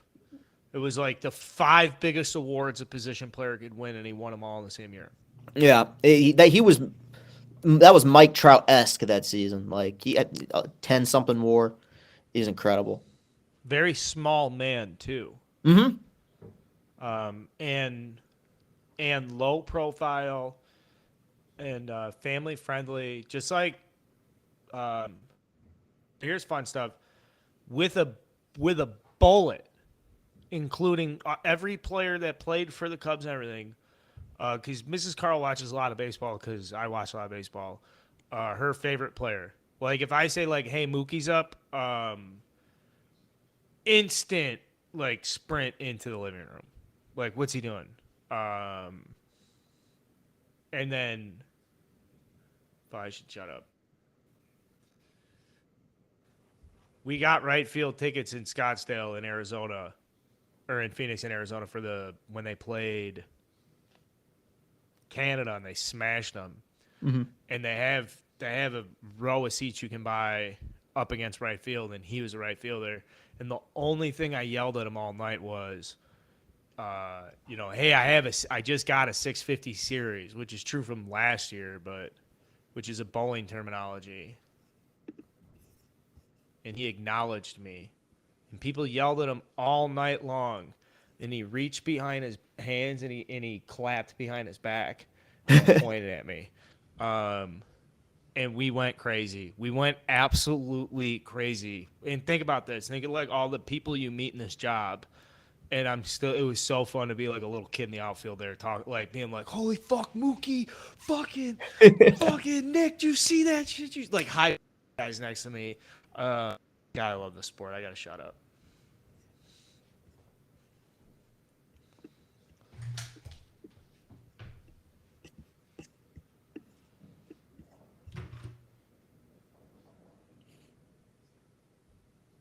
All right, ready for another trivia question? Let's do it. What country was the first runner-up in the World Baseball Classic? What country? What country was the first runner-up in the World Baseball Classic.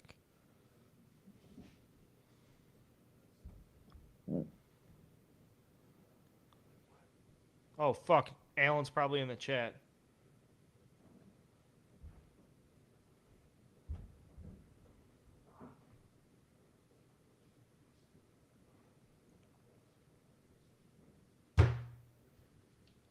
Where are you, Alan?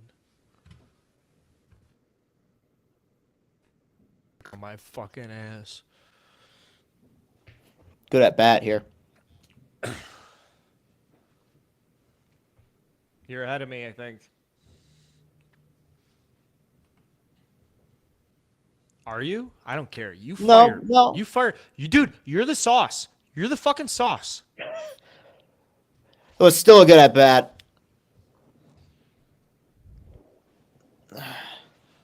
But I mean it. Fire. Hey, you fire. You're sauce, mister. No, I I'm was lucky waiting to to work with you. I'm lucky to sit here and talk baseball with you, okay? Appreciate it.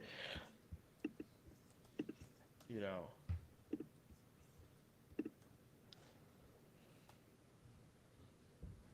It's a beautiful thing about this game, Chris.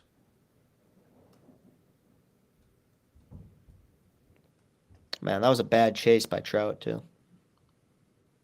World Baseball Classic games. I am I got a guy in the lobby I'm gonna wait to introduce once I have to get my internet situation figured out. Hold on a second. I'm going to the studio. Carl 2. I'm not using headphones. This is gonna be a mic 1. This pitcher looks young. Great stuff, though. Wow, that's 97 there. Had some sink on it, too. Yeah.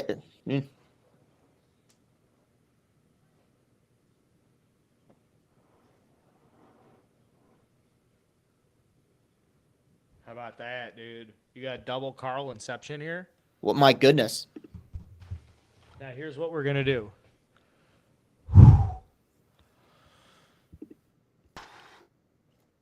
This is a solution. I'm gonna shut this fucker down and get out of this one. I'm gonna keep this guy live, and I'm gonna turn Okay. the fucking camera off on this, so it's just gonna be a solo show for you. Okay, The that's next fine. time you see me, I'm gonna fix this thing. All right. Fuck. Smoker's cough. God damn it. How about this little fucking Inception here, though? Kind of, This is bizarre. you know. Some I gotta face off. stop this. Alan, we're gonna do the sit. So, don't fucking wait. I want to introduce you to people that I gotta make sure the DSL is working, not those dick sucking lips, folks. Whatever the technical term is. All right, this is gonna be some shit. Listen. I'm gonna be 40 quicker than you're gonna be fucking 30. Most of you guys watching this, so give me a chance here to work through this. Okay, you're live. You are Yes. going. You are going goodbye. Bye. Wait. Camera off. Now that fucker's still running. So you're good to go. Yeah. Okay. I'm getting the fuck out of here. I'm leaving.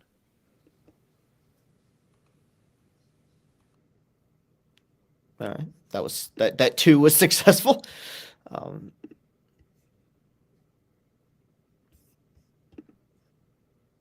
Oof. Yeah, this guy's stuff is pretty nasty. That was 97 there. I mean, right at the knees, just took it. Doesn't get any easier in this lineup. I mean, you go from that top 4. That's 4 Hall of Famers there. Betts, Trout, Goldschmidt, and Arenado are all going to be in Cooperstown. But so far, I mean, at least in this game, Mookie's 1 for 3, Trout's 1 for 3, but with 2 strikeouts. They've held Goldschmidt in check. Now it's up to Nolan.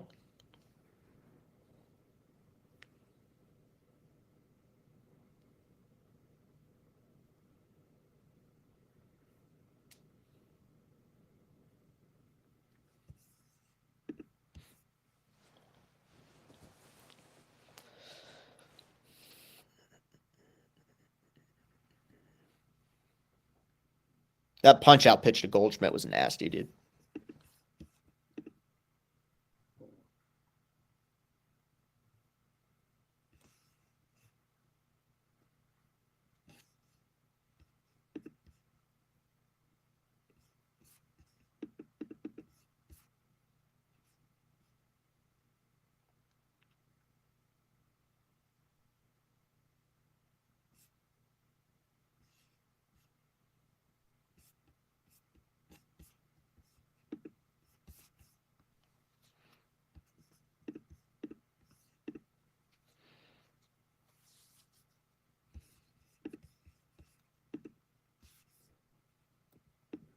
All right, I'm liking this. I like this count for Nolan.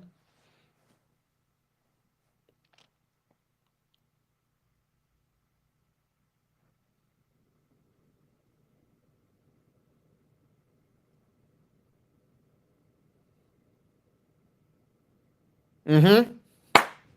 All right. Now we got some. 2 outs. Schwarber, I believe, gonna be coming to the dish. This would be a big time moment.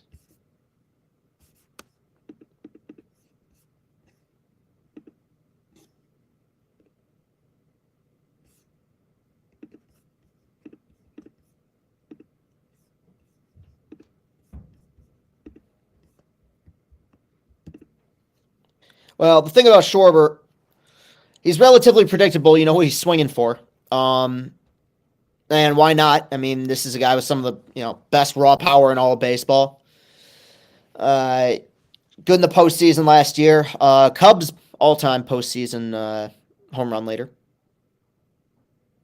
I feel like Nolan gets overlooked for that version of his game, where I feel like we know him for the home runs and the doubles. Like, he's good at extending at bats. He'll chase every so often, but we've seen the last few nights him have bloop singles. He had that kind of that check swing double, or I think it might have even been a triple the other night. He can be a grinder.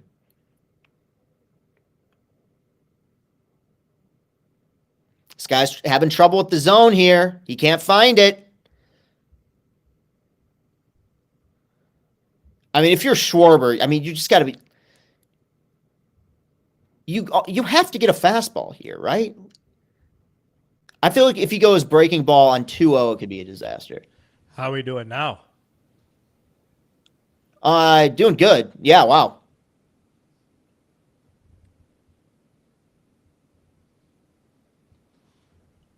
Is this any better? The sound is better. Oh, fuck. All right. Let me shut fucking Twitter down. Okay, that is better, yes. Yeah, it took a second on my end. But we're better. We're improved. Yes. Okay, now if I was, give me a batting average before and a batting average now. From where it was to what it is now? Correct. 220 to 270.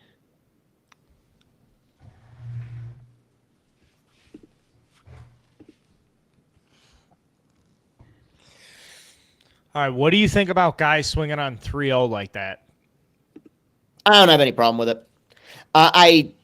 You know what you're going to get there. He can't find the zone. Gives you a fastball. I mean, you got the pitch you wanted. It doesn't bother me. I got a take. Bothers me in the World Baseball Classic when you're surrounded by fucking superstars. But doesn't bother me when you're on the Phillies and it's a fucking lineup that has goddamn whatever is Adam Stott in it and goddamn whoever plays center field for him, and it's a middle of July and they're tired and they were out drinking last night and let's move the game along. But bro, come on, who's hitting 6 tonight? JT? Who's hitting behind Schwarber? Come on, Kyle. Schwarber would be, but he's the only guy. Sorry, yeah. Would be Turner. Huh. Hey, Justin. Will you be a team guy one time? Fuck my. You know what? I should tell my.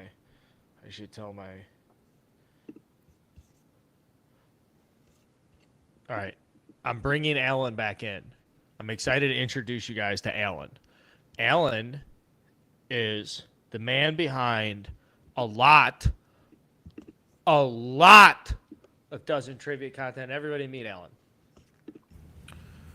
Alan, welcome to the stream. Hey, what's up? Okay. You put some great questions together. How's your volume? How's your vibe? How's everything? I'm good. You guys can hear me well? Mm-hmm. All right. I'm glad to see both your faces. I'm excited to finally see Chris. I met Carl in Arizona. Big Chris fan. Oh, thank loyal you. LCP listener. Oh, well, I appreciate that.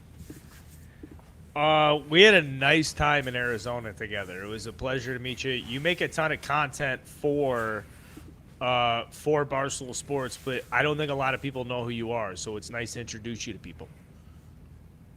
It's nice to be here, man. I mean, I'm really a behind the scenes in the shadows guy. When people say like, "Oh, like you're right in the dozen," it's like, well, you don't really know who writes the questions on Jeopardy Right. either. Yeah. Yes. Okay, so a sincere passion of mine when I pitched like this Barstool Baseball spin-off kind of vertical from what Starting Nine used to be was like, listen, there are people at this company that have some of the most amazing baseball brains. And I'm trying to come from this perspective of like, I got hired by Big Cat because he was like, hey, you got a good baseball brain. I need that for the Cubs. And so, like, that's 10 years ago. But, like, I'm coming to him being like, hey, there's people in the baseball world. They work at this company where we can, like, let's have some fun with them or whatever. I'm, like, including behind-the-scenes people. And I want to put some people out of their comfort zones. Like, I'm trying to get – I know Meek is fucking watching this. Yeah. He's an assassin, but it's better that he stays behind the scenes because he's one of, like, the most – to me, he's just, like, an extremely smart, genuine – good baseball fan, and like it's just shit like this that I like. That anyways, this is my long-winded way. That's a fucking big pop fly. Yeah. Let's do a question here. Alan, I'm gonna ask the question, then we're gonna give the chat time to respond to it. We're gonna know if Chris has the answer, and then I'm gonna ask you, why did you write this fucking question, or like what came to your head. So we're gonna do a little fun here with this. All right, so all right, during the 2009 World Baseball Classic, Team USA got mercy ruled 11-1 in 7 innings against what country? In 2009, during the World Baseball Classic, Team USA got mercy ruled 11-1 in 7 innings going against what country?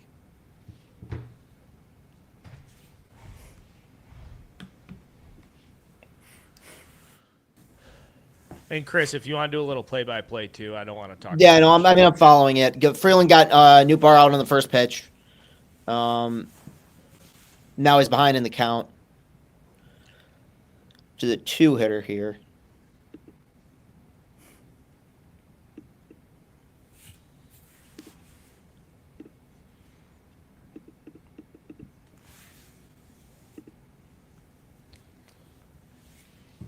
Alan. Good to Yes. see you, buddy. It's great to see you guys, and I just wanted to say, I'm also going to compliment Phil because that guy's always on top of stuff. Yeah. He's just one of the best people like out there. Like just like an immediate, just like welcoming, knows his stuff. Great guy. I can't like figure out how to get him enough credit, and I'm doing like every time I do like a check-in email or something, I'm like, can I tell you about this Phil guy we have that works here? Like I don't know if people know this guy works here. Like I feel like Tom Brady with the receivers. We're like, Phil, I need Phil. I need that. I need Phil. Like, you could text that motherfucker. I'm on Mountain Time now. I'm on Western Time. I'm on your time zone there, Alan. And like, he's just all over it, dude. Eats, sleeps, breathes baseball. In a way I think is. Here we go, Shohei. What a pitch. Yeah. I will say across all the people I've worked with at Barstool, he's up there with Big Cat as far as text you back. Like the thumbs Definitely. those thumbs are so hot. Pick. All right, we got an answer in the chat. I'm going to go to the answer in the chat. Chris, do you know it? I have a guess, but no, I do not know it off the top of my head. All right, who's your guess that you Google searched? It would have been Japan. Oh! Sorry. Okay. No, I shouldn't be like that. I should be soft. I should say that's a good guess. Wrong, though. That is incorrect. It was not Japan. The correct answer is... Alan, what's the correct answer? Puerto Rico. Okay. Wait. Oh, and he's are you the pronunciation guy for Doesn't Too? I mean, okay, I'm really happy that Mexico lost last night. I mean, even though it broke my heart, because I didn't want to be conflicted on the stream while you guys are cheering for the USA, and I'd be cheering for Mexico because Yeah. I am like first generation Mexican. I do speak Spanish technically, but Let's fucking go, man. Timmy? I'll tell you this. I have a good relationship with Tim Anderson. So good that we text before World Baseball Classic games about stuff. About like fuck everybody, dude. Let's fucking rock and roll. He's a great guy. I have a question. What would you want to know about? Like, I'm not saying like I'm gonna peel back anything, but like what's something about Tim Anderson you think he should do to market himself better?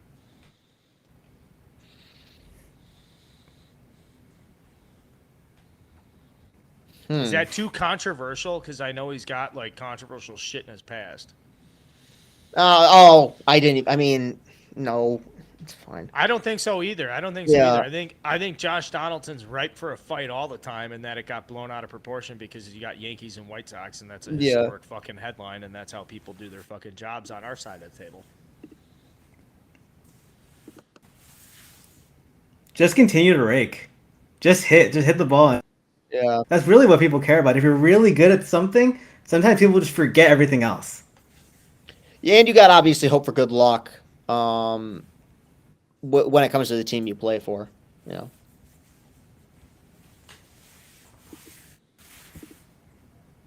I think there's a subtle thing about how soft-spoken he is and how much better he is at hitting than other people. Yeah. And I think he steadily improves. Can you think of other players? I'll start with you, Alan. Can you think of other players who steadily improve in their career? Actually, I have one off the top of my head who's a Tiger. Miguel Cabrera. Yeah, for a while. Yeah. Steadily improve. I mean, okay, Like, up and down, but then really got solid there near the end with Adrian Beltre. Because you think about those Mariner years where he was just kind of like signed that big contract with the 48 home runs with the Dodgers, goes to Boston, and then just has like a hell of a second stretch with Texas. Like, Yeah. Hall of Oh, he is a Hall of Famer, right? Easily. Yeah. Yeah. Yeah. He's got like a close to 100 Hey. WAR, I think. Hey, is he easily a steroid guy? Yes. You say yes? Is Nelson Cruz easily a steroid guy? Yeah. Okay. Okay. Do you think that's a great job by Freeland getting out of there? Yeah. Just out of curiosity, before I ask another question here, do you think there's a chance Nelson Cruz hits 40-something home runs on the same team in the same clubhouse with the same guys for 270 whatever days it is a year, and Adrian Beltre and him may talk for 1 second about that deadlift routine, about that shoulder exercise, about the trainers? Think Michael Young, I shouldn't, no disrespect to the Gauchos of UC Santa Barbara, but not necessarily the biggest prospect of all time. Think Ian Kinsler, who is willing to smoke weed during games. And that's what I love when Ian Kinsler's talking shit right now. It's like, let's talk some shit, Ian Kinsler. Ian Kinsler out here talking shit about motherfuckers. I love Kinsler. Yeah. I Great love player. Fucking tough motherfucker. Yeah. Also, the way Mark Gray smoked cigs, that motherfucker is smoking J-bombs. Let's talk, Kinsler. Fuck, come at it. All right, question. Here's a great question for you. Nope. We're going to stay at Puerto Rico for a little bit because I like the way Alan says it. Alan, say it again. Puerto Rico. Attaboy. What Puerto Rican outfielder and former MLB All-Star has the record for most World Baseball Classic games played? What Puerto Rican outfielder and former MLB All-Star has the record for most World Classic baseball games? That's most World Baseball Classic games, Puerto Rican outfielder. Try to do that like Jeff. I try to do it like game showy. I'm trying to get better at this because I think it's a fun concept. I'll work on graphics and shit, or we'll figure something out so that for future streams, and I'll get better internet. This will get better, I promise. The analogy I used is it's 1887, and we are learning the rules of baseball here, guys. I promise you, at one point, we'll show up on steroids and hit the ball out of the park. Chris, do you have it? Chris, do you have it? No, I did not. No. Interesting. You know what? And here's the thing. I'll say this as a baseball guy, as the guy asking the questions. The nationalities get me. The nationality, like, Yeah. all right, he played for this team?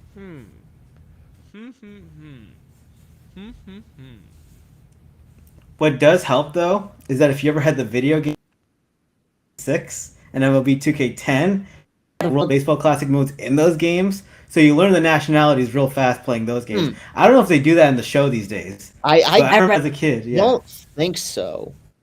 Most of my sports knowledge as a young man came from playing video games. Yeah, that's fair. Yeah. Yeah.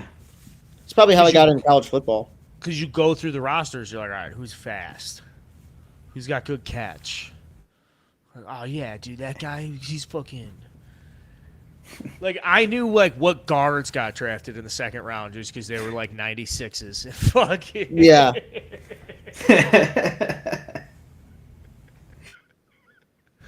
Trea Turner time.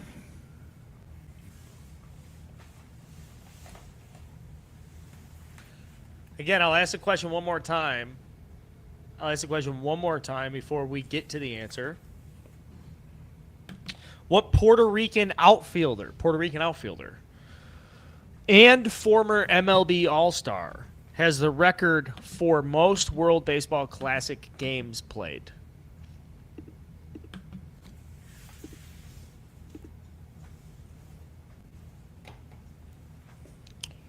We're ready to go. By the way, thank you, Steven. I don't know how to say your last name, and it sounds like one of those last names that the men in your family have a lot of pride, and I don't want to say it the wrong way, but I want to say thank you for the congratulations, sing on the win with trivia. Tried to put on a good show. We do. Chris, your guess. Oh, I didn't have one, but I think it is Carlos Beltran. Alan, what is the answer? What Puerto Rican outfielder and former MLB All-Star has the most record for World Baseball Classic games played? And what else stands out about this player? Carlos Beltran, one of the most Hall of Fame contenders coming up because of the whole trash can. All-Star with 4 different teams, which I think is like when you wear different jerseys and you're all. I just always think that's really fascinating. Royals, Mets, Cardinals, and then I think Yankees is an All-Star as well too. Yeah. I love Beltran. I think. How about this? Here's a great. This is some inside baseball stuff. You should figure out a way to ask this question on the dozen. Most combined WAR for a career WAR of an outfield at any time existed under the age of 24 together. Okay. Ooh. Because I will tell you about a team that one time ran out arguable Hall of Famers at the exact same time and couldn't fucking pay. Does the chat know? Here's a fucking. I will actually argue that if you do research a stat fundamentally, post 1980, because I don't know how young some of those guys were. I'll say in the time that I understand the way player development is today. So we'll just say in the last 40 years that this will without a doubt be the most career WAR any homegrown left field, center field, right field had that played together.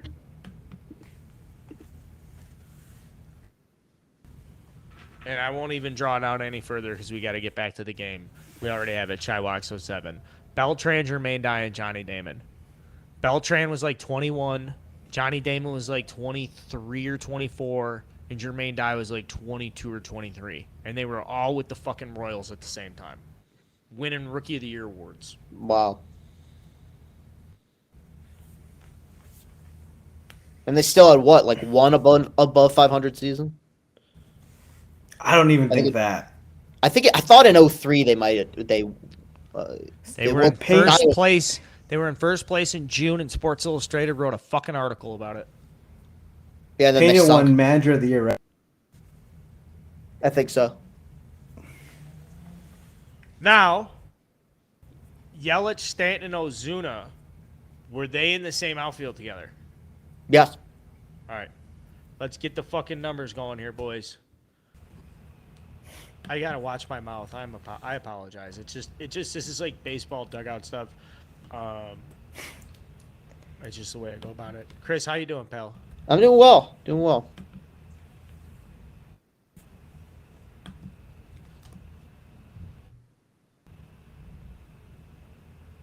This starting pitcher won a Cy Young with the National League West team in the 2000s and appeared on both the 06 and 09 U.S. World Baseball Classic rosters. Chris, I'd like you to talk it out. I believe it's an answer to a question from earlier. 06 and 09. Well, wait, was he on 09? Okay. Cy Young for an NL West team.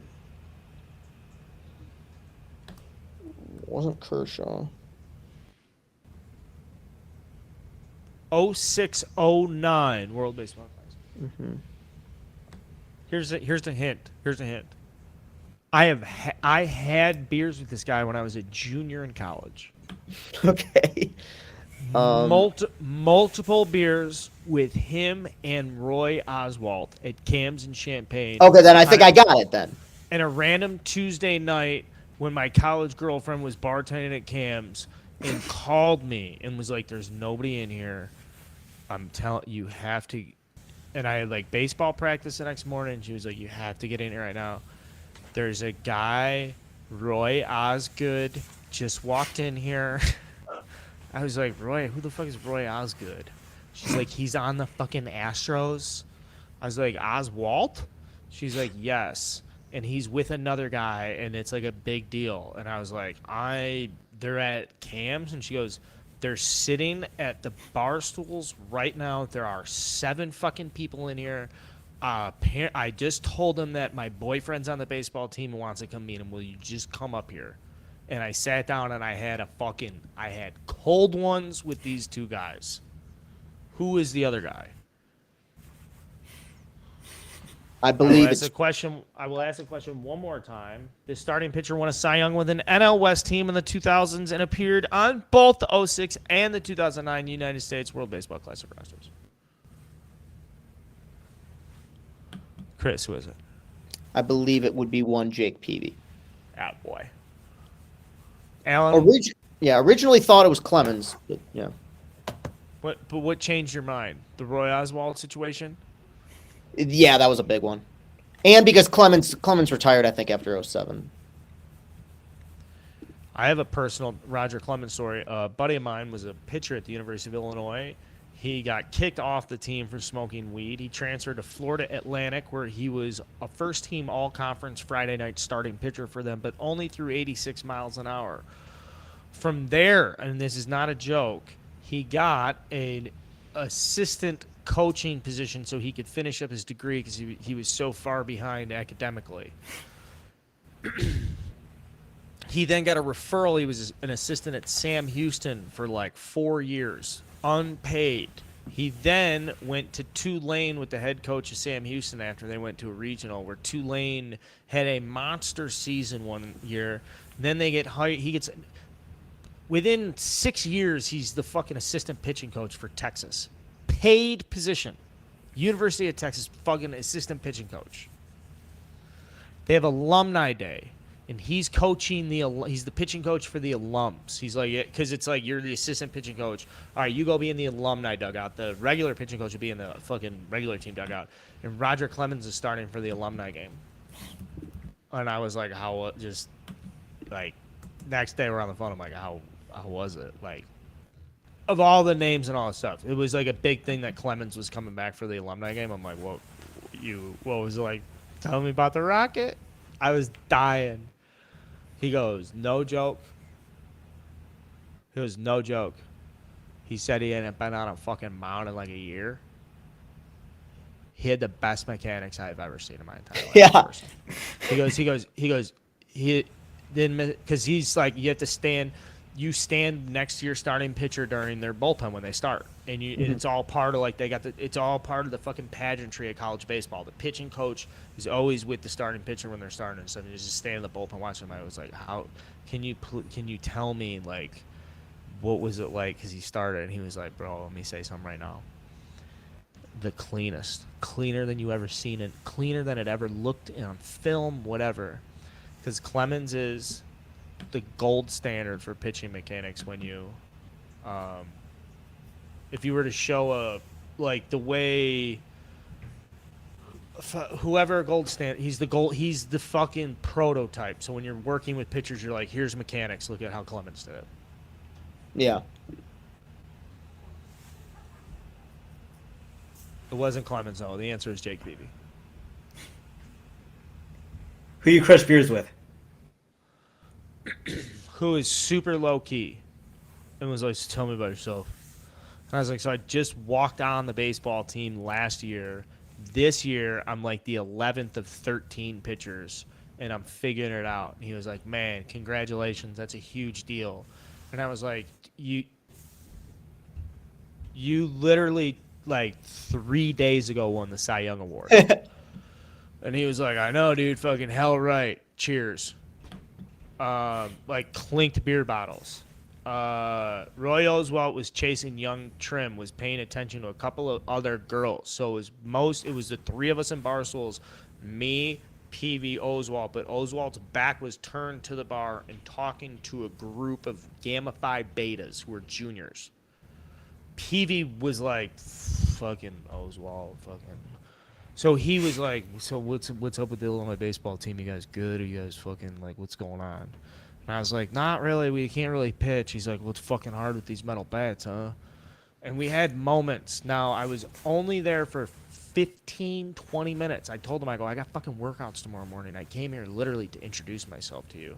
And he was like, well, hell fucking right, dude. We shook hands. And he was like, I was like, dude, I hate to be a cheeseball. Do you have any advice? And he was like, yeah, it's bad advice. But if I had to give you advice, it's fuck everybody, man. Seriously. Like, just fuck everybody. And I was like, wow. Jake Peavy, fuck everybody. Right. Very low-key night at camps. Tuesday, late. They're in town for hunting because there's famous hunting around the University of Illinois. And so, true story, I'm pitching against Southern Illinois in my first real chance as a guy in college. And I was like, went 2-0 to the first hitter and was on the back of the mound and was like, you know what? Fuck everybody. And I'm not joking. 3 scoreless. We win the game. And I'm fucking sitting there thinking to myself, like, fuck everybody. Like, Jake Peavy, fuck everybody. It's a funny fucking story. I love Jake Peavy. I love him. I think he's a horrible teammate, too. Really? Yeah, I think he's one of the worst influences you could put in a major league clubhouse. Really? Wow.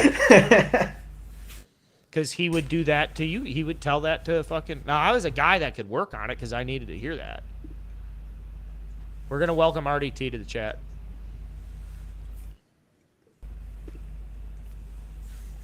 I don't know why he's calling himself Big Daddy. This actually is going to bother me a little bit.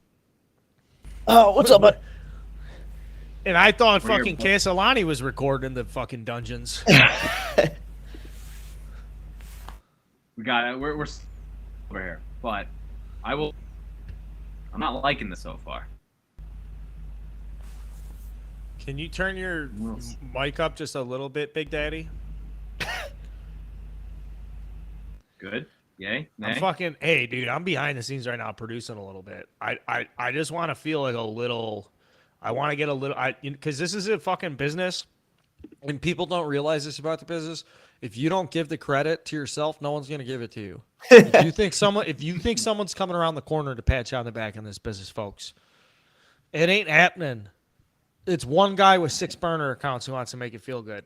So we are in a live studio self production. Get used to this though. We've been building this skill set over spring training, so we can do live streams on a spot. We have AL East. We have previews coming out that we've been writing and working through and stuff, and it's been a good format. We've got everybody here has been working on it. I got to shut up and introduce. So let's rewind for a second. 2 outs. We're about to get out of this. Yeah, he's looked good, Adam. Do you like Jason, Adam?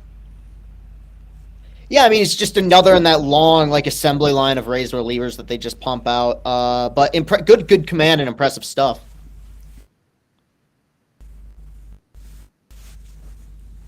He is. I mean, like you said, they have a factory down there where they just make these Tampa Bay pitchers and just pump them out like it's goddamn line. Just keep rolling them out. Unbelievable. So interesting thing about him is how short his arm action is. So it looks like he could be like a converted reliever to me, like out of the gate, or a late pitcher, a guy later in life. He doesn't have these like fluid actions that suggest like, oh, this is somebody with a big pitch mix. And the short arm action, you'll notice. I mean, it's almost like Drew Brees throwing a football here, and part of that is like he's not gonna overpower you with a fastball.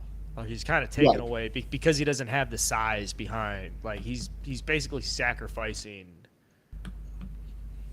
But the command of the off speed and the split and the slider.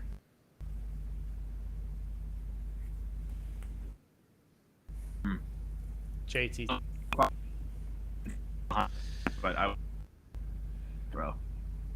All right, so we're not gonna do that during Team USA. Where are you right now? Exactly explain where your picture is at. Replay of the stolen base. Now we're back live.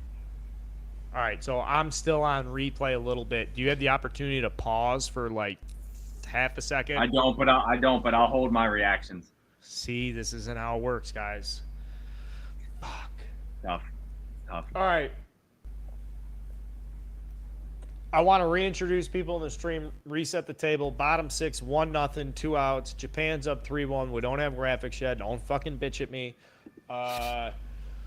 Jason Adams pitching. I am joined by Chris Castellani, otherwise known as Wild Thing, who I will be. I'm going to write the blog. Give me a second. You know how writing works, Chris. We've talked about this. What will the topic of the blog be? The subject is, I didn't know, Chris. It's like something along the lines of like Chris Castellani's Wild Thing, and like, have you watched Major League 1,000? Yeah, it's been a while, but of course I've seen it. Yeah. Okay, no, so it's been a while. No, I said, have you watched it 1,000 times? Like I've 1,000 times? No, not 1,000 times, but I've seen it. I'm 1,000 times here. Bottom 6, 2. I'll make a pitch. It's a great pitch. To have the balls to make a great pitch on 2-0 like that, I'll go off speed. I'm joined by Chris Castellani, Wild Thing, unpredictable. How'd he get here? Penal League. I mean, even show him the hair.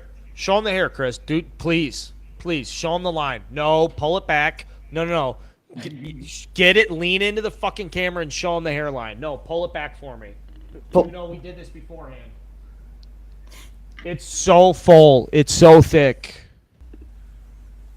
Allen, thick. RDT, thick. Here's a little thick. I'm struggling. I got a couple. I got a landing strip. I look like a fucking bad. My hair looks like a bad stripper's puss. There we go. Make a pitch. It's fantastic. Outside. All right, joined by Wild Thing Castellani in Michigan. We're fully national guys. We have RDT, resident Orioles. Kind of straddling on Orioles resident boner right now. And Alan, behind the scenes Dozen Trivia guy, writes the questions for Dozen Trivia, a legend at Barstool Sports. And part of the reason, honestly, if we have a second here, part of the reason and one of the things I'm passionate about with Barstool Baseball is using this as a platform to get guys who love baseball that people don't really know as much or whatever. Like RDT, you've been writing blogs for Barstool for as long as sorry, I shouldn't say that. How long? 6 years? 7 years? No, 2014 was my first year writing. Attaboy. Wow. So yeah, okay. I got 1 year on you. I thought and Alan, this is the first time people have seen you. Yeah, yeah. Unless you're like a very niche reality TV fan, yeah, this is the first time you've ever seen. And it's I also want to give some love, man. I want to give some, and here I am, and I've been here for fucking years yelling at the cameras and phones and shit, and people are like, no, I nerd out about baseball. I keep score. people I've- also the Big Dozen fans may and watching under Alan's name. We did want to get that up. I think somebody might already made that comment, but I can't remember.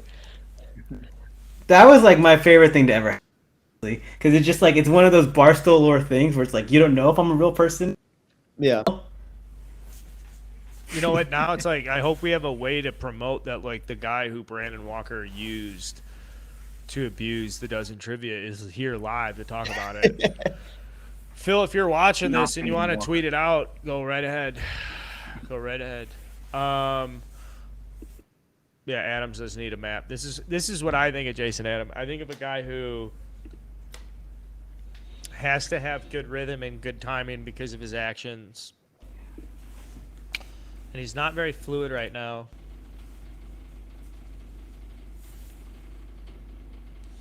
Question call for everyone. We think DeRosa gets any type of managerial job out of He this, doesn't or at want least it. a look He won't I want would it say after no. this. doing this for a Team he USA doesn't thing. want it, no, I wouldn't, and I wouldn't make him a manager either. He's too high profile. I'm with you there, and I love him as an analyst, but yeah, I'm with you. What if I told you guys that young players grow up watching the network, and so like to see DeRosa manage would Yeah. be like, do you think? Joe Morgan's not a good example, but like a Harold Rent, or like there's some mix between that player profile of career where like you just grew up watching the guy on TV, or that's how a lot of young players will know him. I think this is a good exposure for DeRosa, and I also think it'd be good if DeRosa bought into being the World Baseball Classic manager. And I think it'd be cool if we just had That'd be one cool. guy who is like, hey, I'll fucking be the guy who's fucking. And I think to some extent, and I've talked to younger players about this, where they're like, dude, the network. Like, that's the network. Like, that's a big fucking deal to a lot of players. And that's where they see kind of like the source of news and stuff. And they have tremendous respect for Millar, even though the Players Union doesn't. What? Like an Aaron Boone, because again, Boone he was in ESPN. He was a talking for a little bit. Yeah, Alex Cora. Yeah. Yeah. Aaron Boone also fucking took Wakefield deep for the right to get fucking pissed on by Josh Beckett in front of 48,000. I've always said if he hits a double there instead of a home run, Aaron Boone may be working at a Kinko's. Just Damn. a normal guy. Just I mean, You know.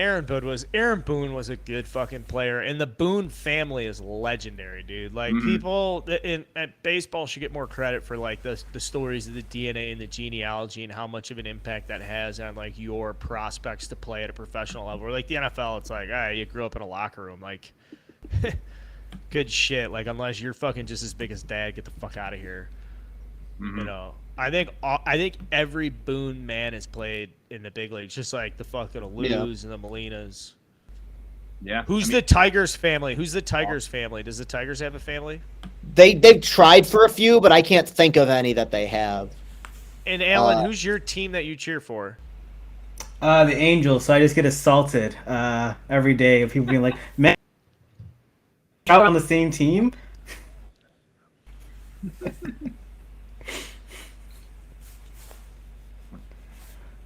That's tough. Been a rough decade. Good decade Yeah. before that. Been a rough decade. I will say in the history of content I've been making for Barstool Sports, watching the World Baseball Classic and talking baseball with you guys loosely and fluidly is towards the top of like. And I'm sorry to the chat and to the very select few people that are like if I'm not being as, I'm having a blast. I appreciate this. We're in it, boys. Yeah, We're in it. We're in the dugout right now. Like we got a we're an lot of stuff extension. coming. I mean, I remember Killed it either. live tweet the 2017 one on the Barstool Baseball account, like that, for that whole tournament run. I was like, I just tweet, like, yeah, sure. So we would just live tweet it, and again, Bro, I mean, that was the Manny, the Adam Jones catch was like just like the highlight. I have a framed picture of that in my basement. Yeah, that's one of my favorite like baseball plays ever.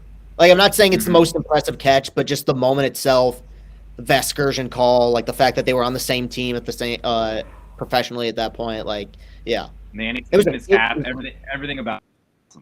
Yeah, and what people forget is the next batter hit a home run. So if not for that catch, that would have been a 3-3 game at that point, I believe. This is like sums up the old Barstool. Like, again, I remember getting home from the bar and like watching that happen and just being like hammered and like grabbing, like texting, like, I'm logging this here, and it was like 11:30 at night, and just throwing it up there. And he was like, yes, do that right now, like get that on the blog. And it was just like, this is the Yeah. that night. So much fun. I can't wait. And Trout coming out before this game being like 20. Yeah. I mean, that fired me up. That he's starting the recruiting early, which is fantastic. That's all you can ask for. Hopefully, guys like Judge and all that want to some and join the cause. I think that would be great. It'll be interesting to see, because this thing's only going to get more popular. I mean, I remember in 2017 thinking it was a cool event, but it's grown so much bigger even over the last 6 years. It makes me wonder if certain teams are going to put stipulations in contracts for certain players that they can't play in it. I like that, Chris, dude. That's a really good point. Have you heard that? What, that it's a thing? Or like a contract stipulation? Like, say I wanted to sign Bobby Witt or like say I'm the Royals and I wanted to give, Pass. By the way, should we see if Vinny wants to come in here? Like, say if I wanted to give Pass like an extension, can I say to Vinny, hey, dude, you're not playing for Team Italy? You would think you can. That hurts your chances of signing a guy like that. Signing that player, that's the problem, right? Again, if he's a free agent and he goes to the Angels and says, hey, listen, I'm an offer from the Royals, but they're not going to let me play. I'll take 5 for 50 if you let me, that's quickly. Like, are they going to pass the $10 million? I don't think it'll get that not. close. I think it'll be more binary where an agent's like, hey, listen, dude, they have an offer, but just so you know, part of it says you can't play for Puerto Rico. Like Marcus Stroman would be like, here, let me just I'm gonna go put on a rally thing, and if you guys don't mind it, I'm gonna pass the torch. I have to go do a rally thing, and I think the smartest thing to do from here on out is I've been running point and doing a lot of the talking, and I once wrote a blog, Castellani. Remember the name of that blog? Yes. What's the name of the blog? The one. Wait, which one? The one about me? Oh yeah.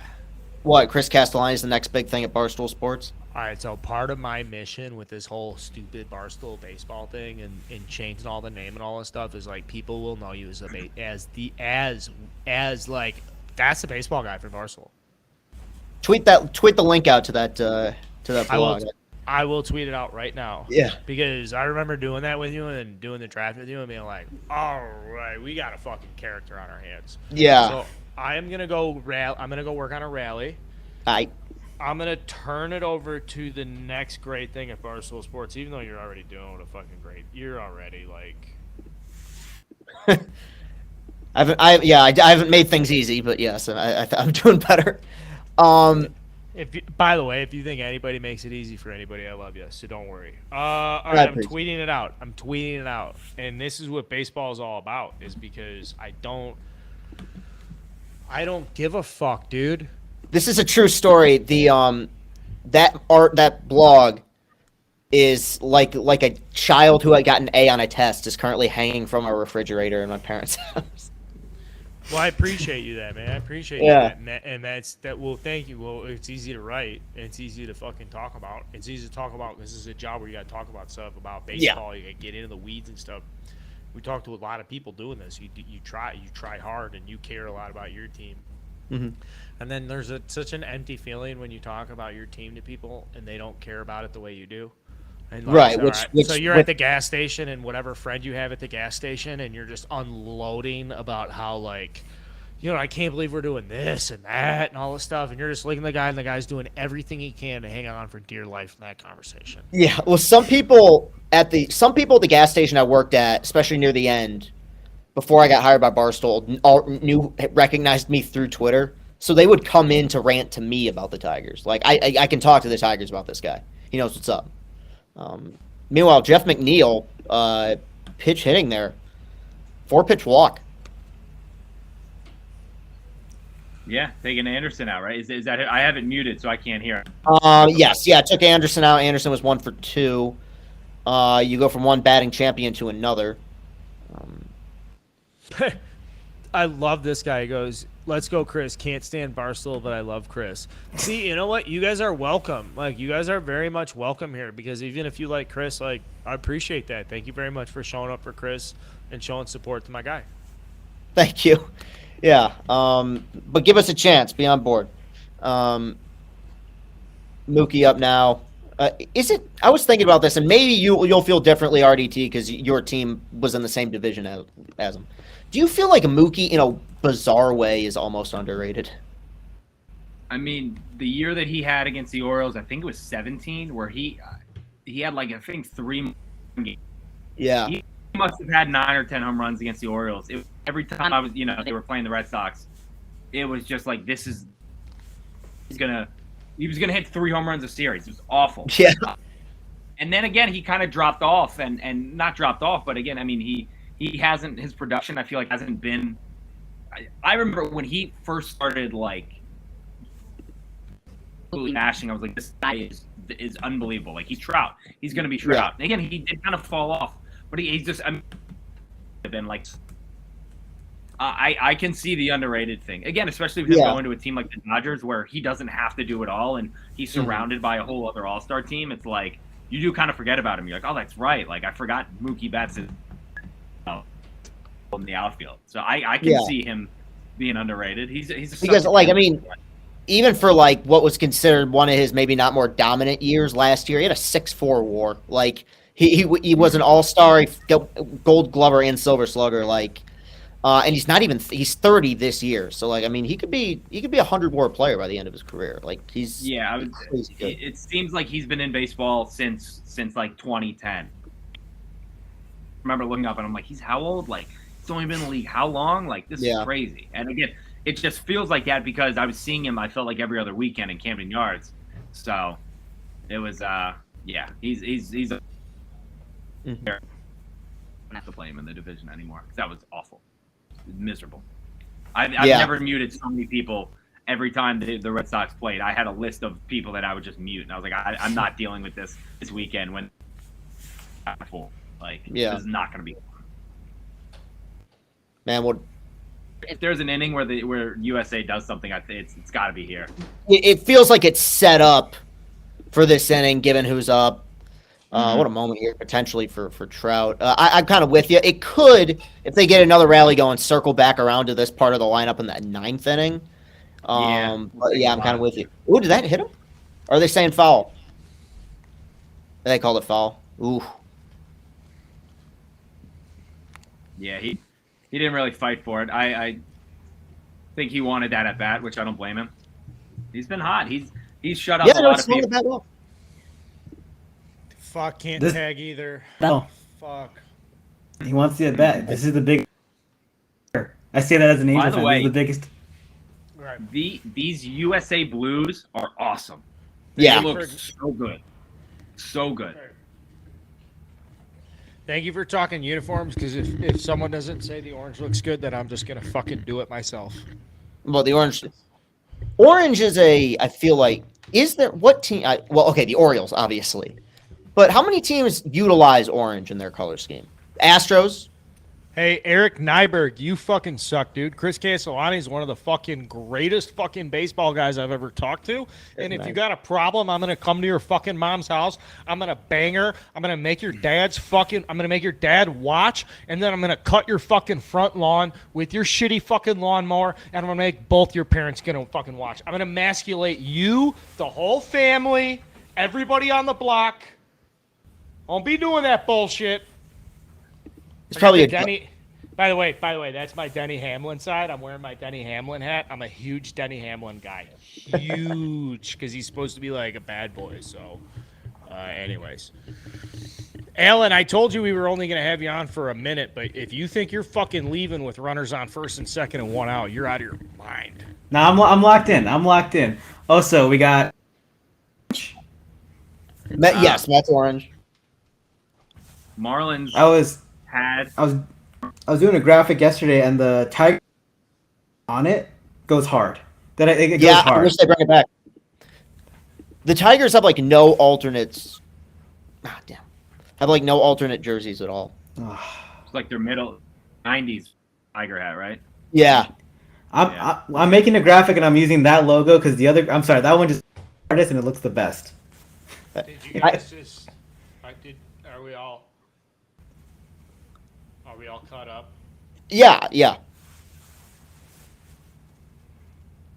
Carl, when you were gone, Chris and I were saying we felt like if there was an inning to break it open or to get them back, it was that one with where the lineup was, with how the inning started. Yeah. That's tough. Pitched out of it. I have this is something that was brought up on Detroit Sports Radio like a year ago this time. Are you? Hold on a second. Oh. Paul Goldschmidt just hit into a double play with runners on first and second. Yeah. Bottom 7. Top. Not great. That's rough. Kids, dude, just out of curiosity, as we build this mix of baseball guys,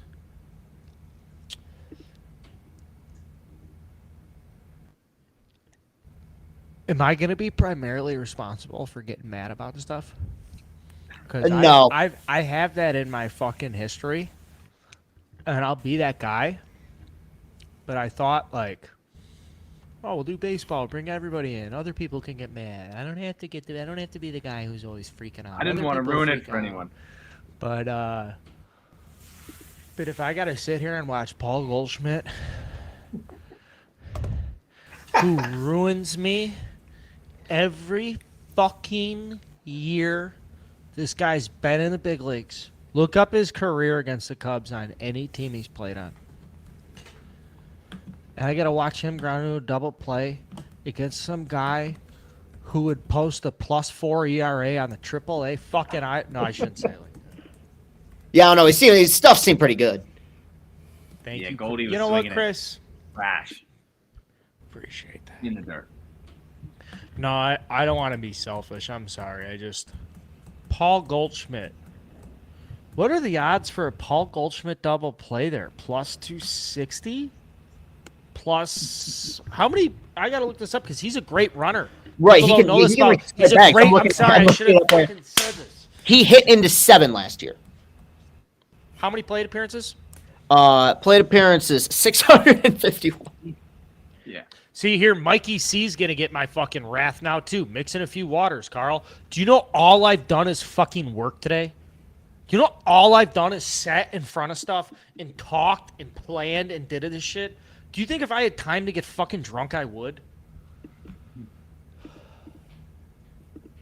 I gotta calm down. I get so mad. I get so mad. Big outs looming. Thank you, RDT, for pulling me back into the game. I get really mad when people do that to me.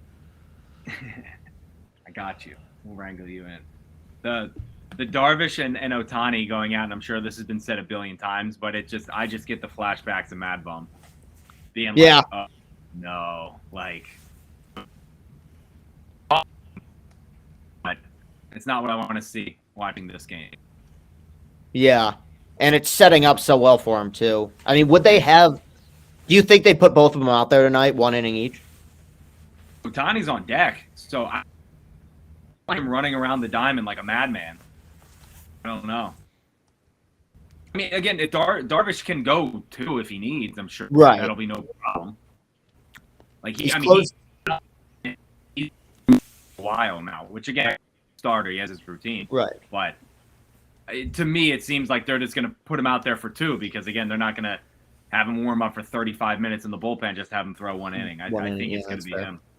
It would have been. Oh, that would have been sweet. That would have been baseball porn. Yeah. Allen hopes he never has to see that, with one of them leaving. But that would have been awesome.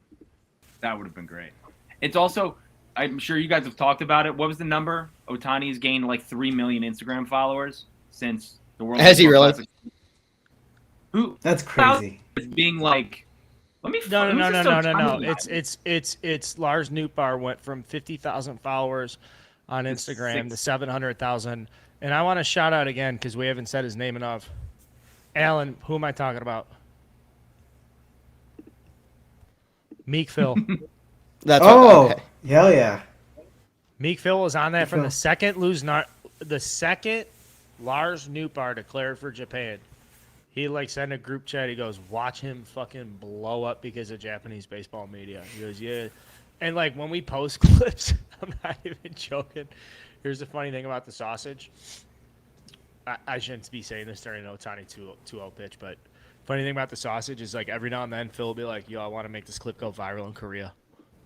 He'll be like, that's how smart he is. That's how thoughtful he is, where he's like, I think this pops in Japan. All the clips, you will see all the clips of him during batting practice, Ohtani and them, and they're doing insane numbers. The BP home run off the back wall is crazy.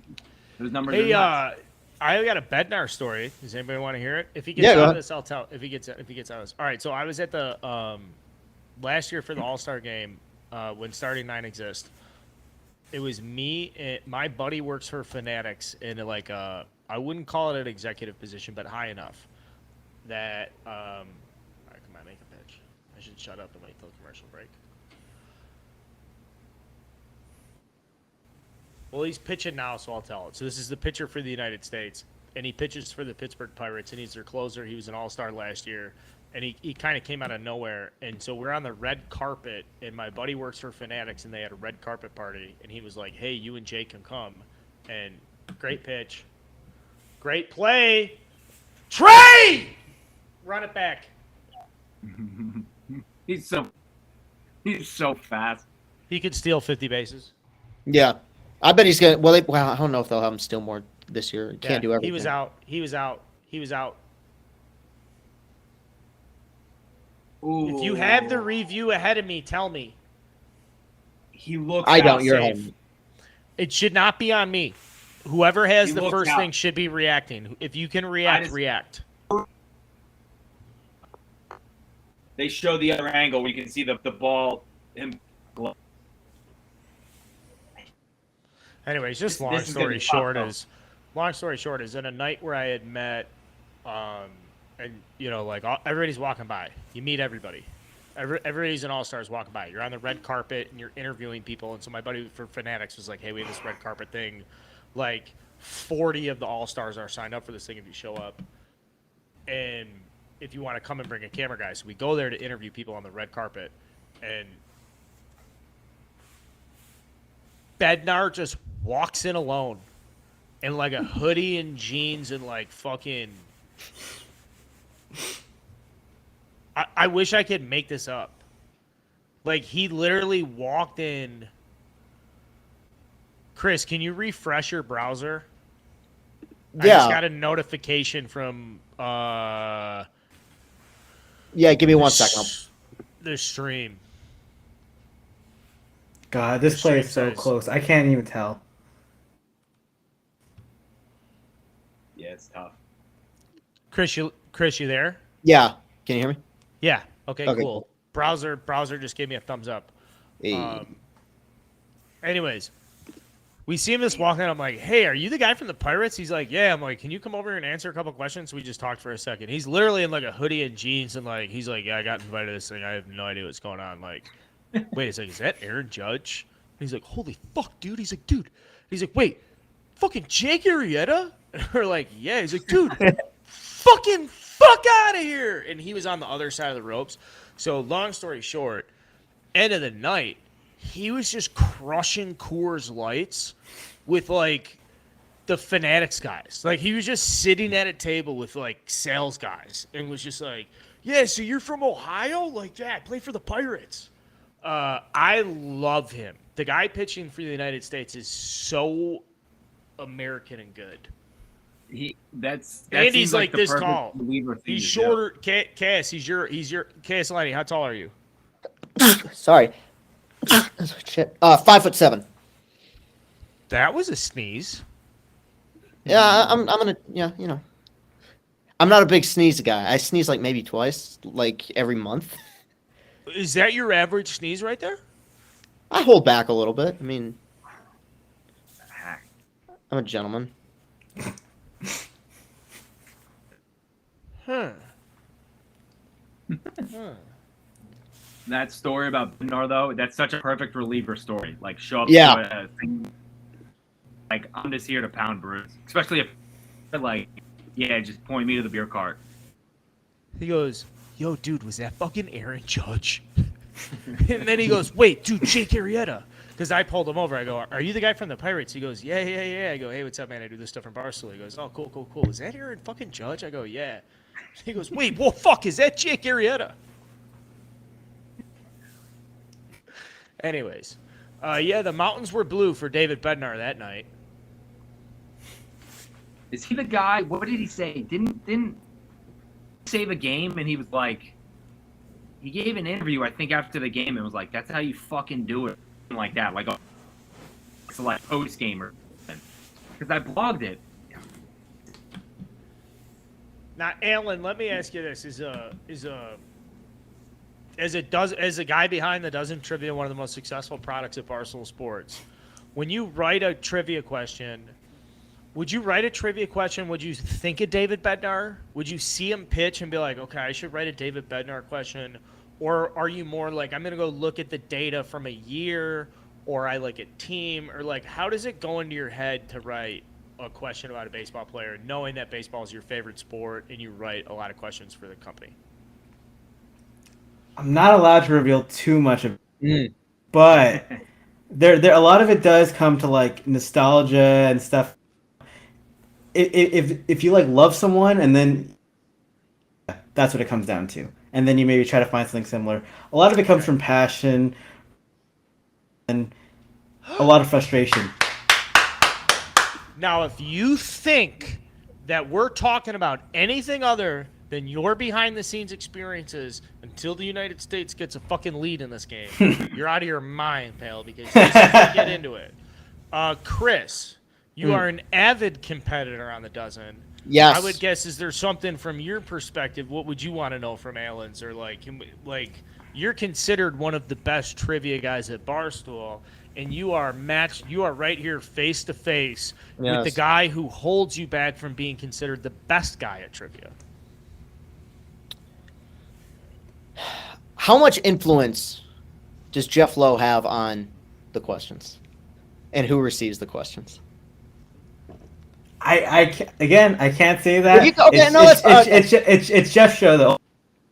Jeff is brilliant. Jeff, like, as a boss, like, it's amazing to see just a guy who's just so, he thinks through everything. Like, he's so meticulous about planning stuff, and it's so detail oriented where, like, it's just a high standard. You can't put any BS product in Jeff D. Lowe's face, or else he's gonna reject it. Like, he is on top of his stuff. Like, you saw that Disney trip recently. Like, I'm like, yeah, that's Jeff D. Lowe. He's just on top of his stuff at all times. You see why he gets the haircut. The guy's on point. I've never had a boss like him. He's a genius, kind of, honestly. He's one of the most dedicated, like cross your T's, dot your I's people I've ever met. Like, Jeff Lowe has game face. Like, during the Dozen tournament, like, he's like, that's his moment. Yeah. Can I say he's like I don't want to like offend other people that I work with, but from the perspective of like not having from like the fan perspective that's still inside of me that goes to Barstool in like, you know, like I'm bored, I'm taking a dump, or I'm you know, like I'm waiting for the table to be ready, and I'm on and I'm scrolling and I'm looking. From an outsider perspective, I would say Jeff DeLoe is one of my favorites. From an insider perspective, he's by far my most admired content creator at Barstool. Wow. Because he does not show up to the table relying on Jeff DeLoe. Like he's done his prep. Like he creates shit that like brings people in. Like he's like Eddie's also very good at this too. Eddie and Jeff DeLoe are like masters of like sitting in the middle and like passing the ball. And just like passing the ball and being like, making and bringing other people in and making them important and stuff and giving them a platform. Yeah. I think that's something about Jeff that like kind of gets overlooked with the dozen is how many people get a platform to be themselves and to kind of react and shit. So that's my professional opinion on Jeff DeLoe. My personal opinion about the guy is even better. It's even better. He's as good as it gets. He's as good as it gets. But Alan, you brought up the Disney trip. That fucking spreadsheet he has. I loved it so much too, and I loved just watching all the clips of them all meshing together. Dave just looked like he was having a great time. I think I liked every single Disney Boys tweet. Dave with the normals. Great trip. Us normals is so funny. Like I love Dave and Clem together more than I need two other people. They're so funny to me. But I think Dave is very like, if you love something, Dave respects that, and no matter what that, and I don't mean that to be like he very much is like a guy who responds to like passion and like, fuck, I thought that was out. I thought talking about the dozen behind the scenes. I thought behind the scenes would give us some mix. I'm gonna get it going. All right, we got a chance. But there is a truth. That is a true thing that Dave responds to passion and is like magnetic to like, wait, why is that guy so interested in this? And what am I missing out on? And why do I not know about this? And like when he started getting into Disney during COVID, and was like, oh, it's a thing. The Mandalorian rocks. And it was like, yeah, we got some guys here you should meet. Is Jeff? Where would you want to travel with Jeff? Me personally? Yeah.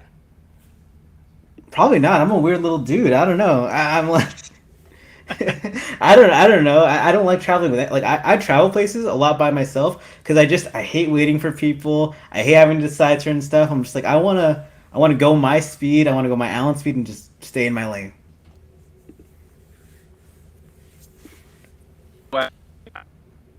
Bednar blog I wrote last year, May 31st, 2022. 50 pitches in 2 innings to seal the win versus the Dodgers, and they asked him, "How does it feel?" And he goes, just on the post game. What did he say? Which is again, that was Bednar. He seems like a guy who would just pound Coors Light and be in absolute awe of Aaron Judge. Wait, I'm sorry. What was his quote? Said they asked him, he threw 2 innings, threw 50 pitches, and got a win versus the Dodgers. And they said, "How does it feel?" And he goes, "It's fucking which is again, it's perfect. That is. Foul ball ends up. I've never seen someone so far out ahead of it. Holy fuck. Holy fuck. You know, there's a lot of big leaguers grow up just being like, I'm gonna be a big leaguer. I mean, that's who I am. Like Kyle Schwarber is a big leaguer. He was born a big leaguer. He wasn't surprised. People were surprised when the Cubs drafted him 4th overall. He wasn't. People were surprised when Indiana went to the College World Series. He wasn't. All that bullshit. Fuck. But a guy like Bednar, there's a handful of these guys that are in the big leagues that play at an extremely high level that go home at night that are like,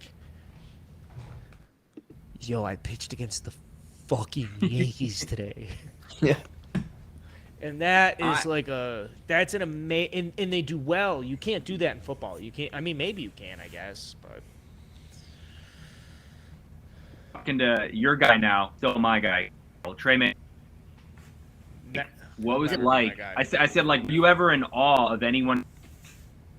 The time I turned around and saw Giancarlo Stanton, he said I was like, immediately like, whoa.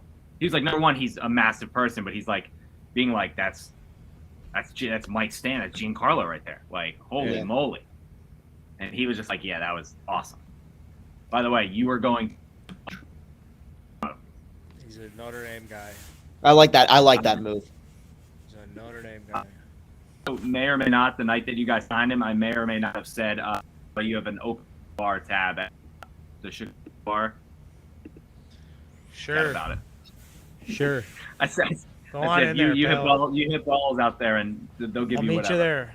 I'll meet him there. I'll fucking open it up. I got a bunch of buddies there. He's a Notre Dame guy. He's not going to the bar. He's a Notre Dame guy. I can't say it enough. He's a Notre Dame guy. He wanted to be a Florida guy. UCF, Florida State. They didn't offer him. Some good stories there. He's went to Notre Dame. Chris, what do you think of Notre Dame? What do you think of Notre Dame? I don't really think that much about Notre Dame, really. I don't know. I mean, I think they're pussies for backing out of the rivalry with Michigan in football, but besides that, I don't really think about them that much. I think Notre Dame's a trash university institution. All right, I got another question for you guys. Wait, Carl. Just Thank take God. a peek. Take a peek.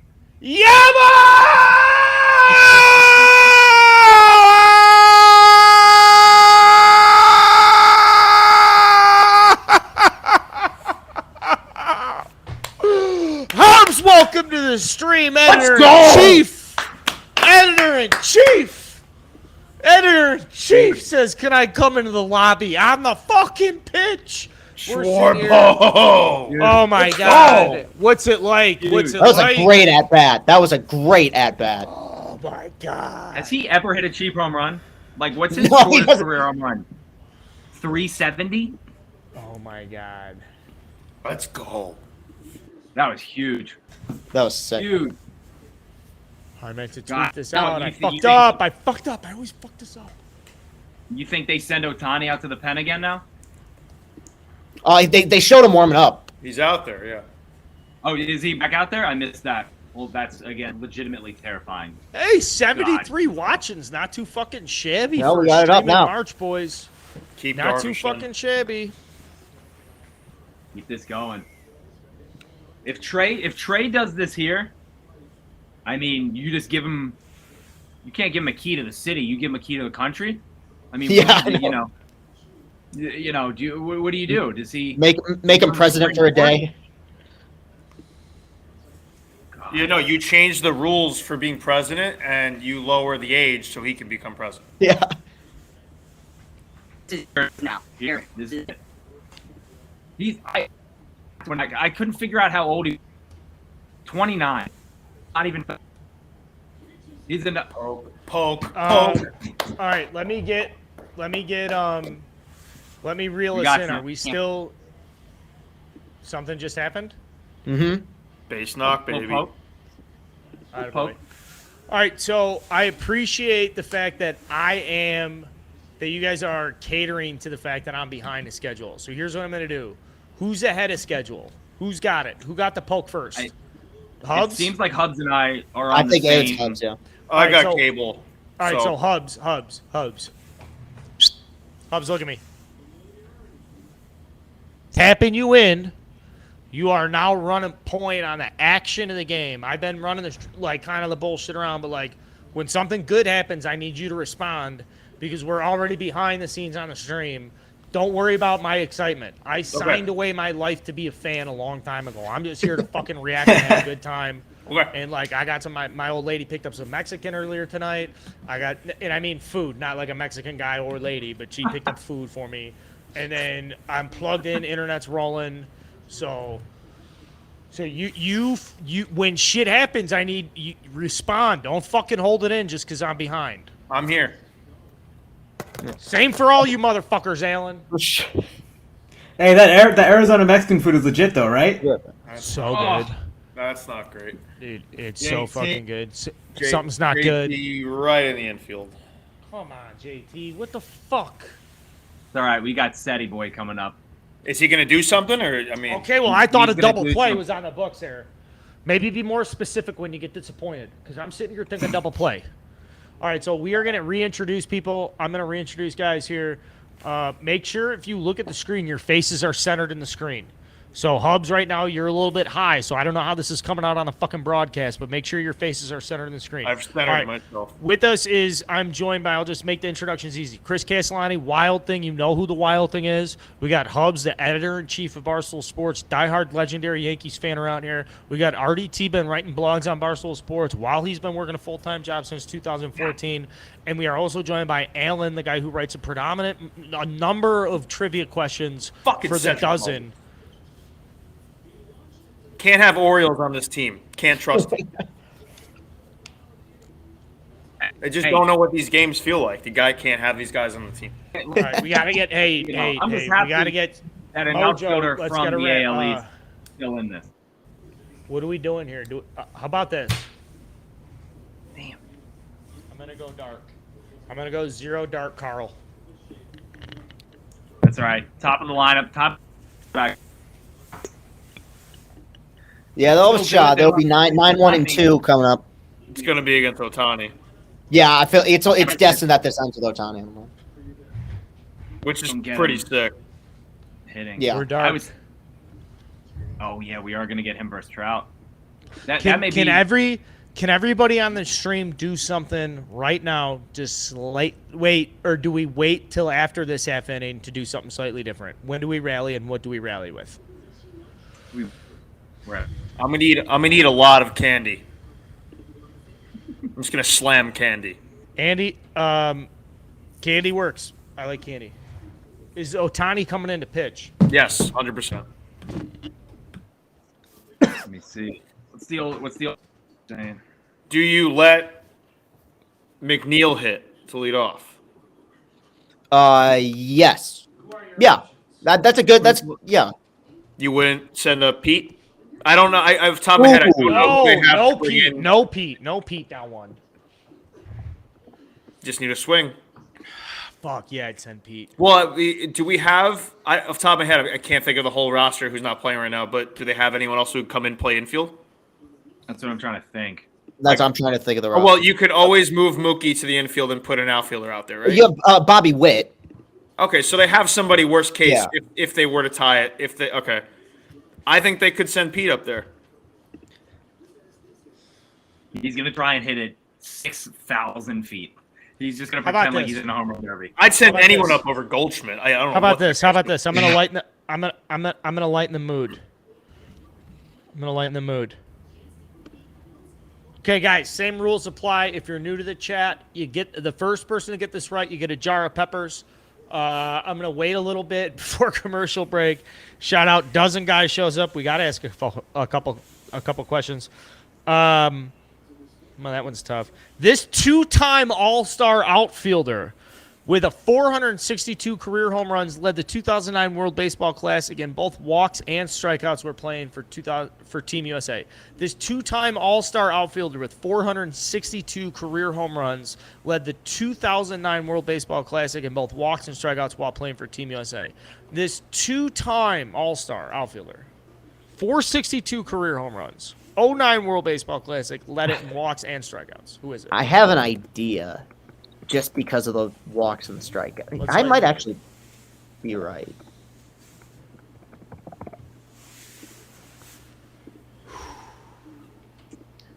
That's so nasty from Devin Williams. His stuff rules.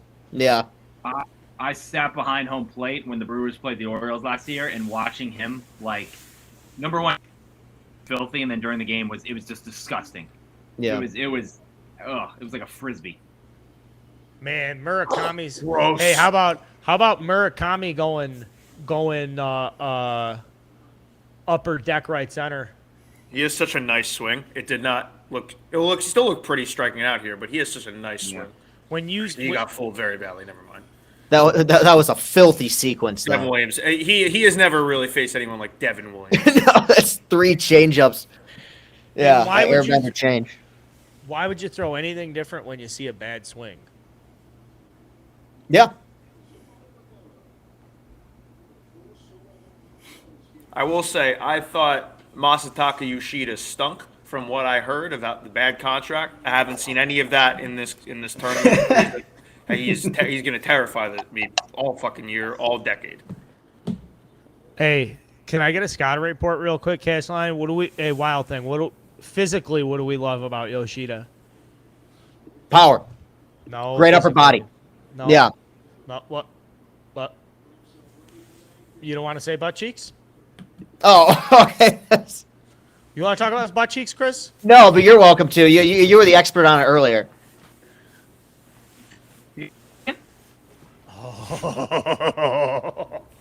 Bro, this dude's gonna get signed by Bang Bros before the fucking uniform.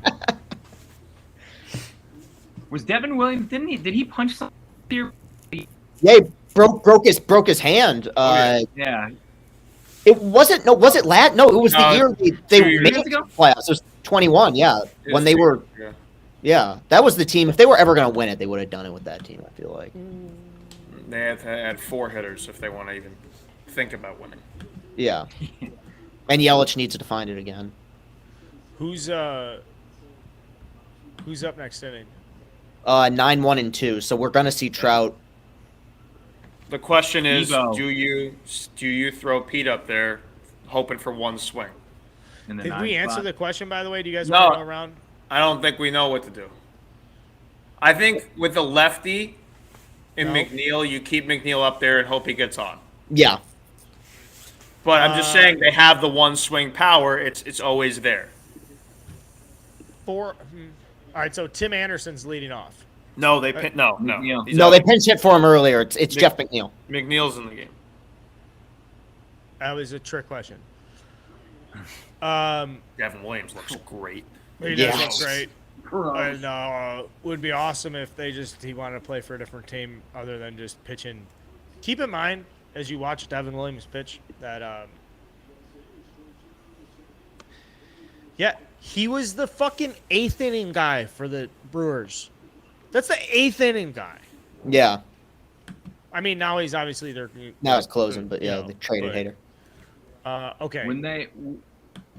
Here's the question. Here's the question. Do we have answers for this? I'm sorry. I want to go back to this because we have a couple. I have a winner in the chat here. 462 career home runs, led the 2009 World Baseball Classic in walks and strikeouts. We do have a correct answer in here. Yeah, I saw it. All right, you can DM me. We're gonna go around here. Anybody? No. Adam Dunn, I believe. Correct answer is Adam Dunn. Brian, DM me for a jar of peppers. I ship them tomorrow. Mild seasoning will go with them. That's another guy who never got. He was a dozen after a couple trivias ago. Mm-hmm. It's funny because you're like, oh, only 2 All-Star games, 462 home runs, and then you think about it, it's like, no, that makes sense. He had That a year actually where he makes hit sense. 40 home runs and had a negative WAR. Like he was so bad defensively. Yeah, and he would hit what?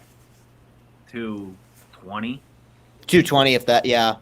He had that one year where he was just. I did a TikTok about it where he was just fucking awful. Where he had like a 586 OPS or something.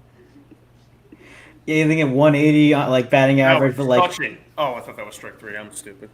Still weirdly great. like not a terrible on base that year even either. He just wasn't even hitting at all. No, he always drew walks. I mean, him and Chris Davis had a lot of parallels. Dunn did it for longer. I'm gonna say Gallo does the same thing. Mhm. It's the 3 true outcomes. Yeah. We dropped that graphic yesterday of the most walks of the last 2 years, and Joey Gallo's on there, and his face on the graphic is like, I'm surprised I'm here too, guys. Yeah. Yeah, I saw that because I saw the picture and I was 4, and then I was like, oh, walks. Yeah. Okay, that makes sense. Never saw him reach first base on the Yankees. Never saw him. I remember the home run he hit against. The home run against the Mariners is, I think, it's the. That's the only one. I was in New York for that. I remember. That's when we put the shirt out, and then he acknowledged the shirt, and it was great, and we all loved him, and then he just forgot how to play baseball. He was really bad. Hubs, react. We got 3-2 count. Dude, you're fucking 20 seconds in front of me. No, Otani Can you wants tell it me? back. Hey, can you just tell me? Hey, can you just tell me what happens? Can you I just will. tell me when he's, When can it you just tell happens, me when nothing he's has happened. at the moment. We got no pitch clock here, so people What are do you just see, what do you fucking see? around. What do you see right now? What do you see right now? An old Japanese man? No, we're in the set. And ball four. I think Hubs and I are like identical. We're That was a seeing it all. tremendous at bat from that man. I don't know Yeah. that gentleman's name. It was a tremendous at bat. I believe that's Yamada, the second baseman. Yamada, that was a tremendous at bat. He's got the leg kick. I was doing the fucking. He's got the leg kick and point. By the way, I'm not a Giants fan, but I saw these socks. I'm collecting socks for every team, so of different shapes and patterns because I can't ever wear a shirt. I'm never gonna wear a fucking Yankees shirt, but I'll rock some fucking pinstripe socks. Sock is a good accessory to support something, but not So, like Sasuke Genda. Cardinals. Genda. What do you guys see? Tell me what you see. You're from the future. First pitch. Mid. Strike. Good pitch. By the way, when they show Tani in the bullpen, I just think of like a tiger pacing back and forth in the zoo. Like Yeah. in the zoo. Like, get me the fuck. Like, I've seen him give up 7 runs in an inning. So, you know what? Let's see what happens. I hope so sincerely. Runner going. get him. Get him. Beat it. Good night. Beat Good it. night. No, beat it.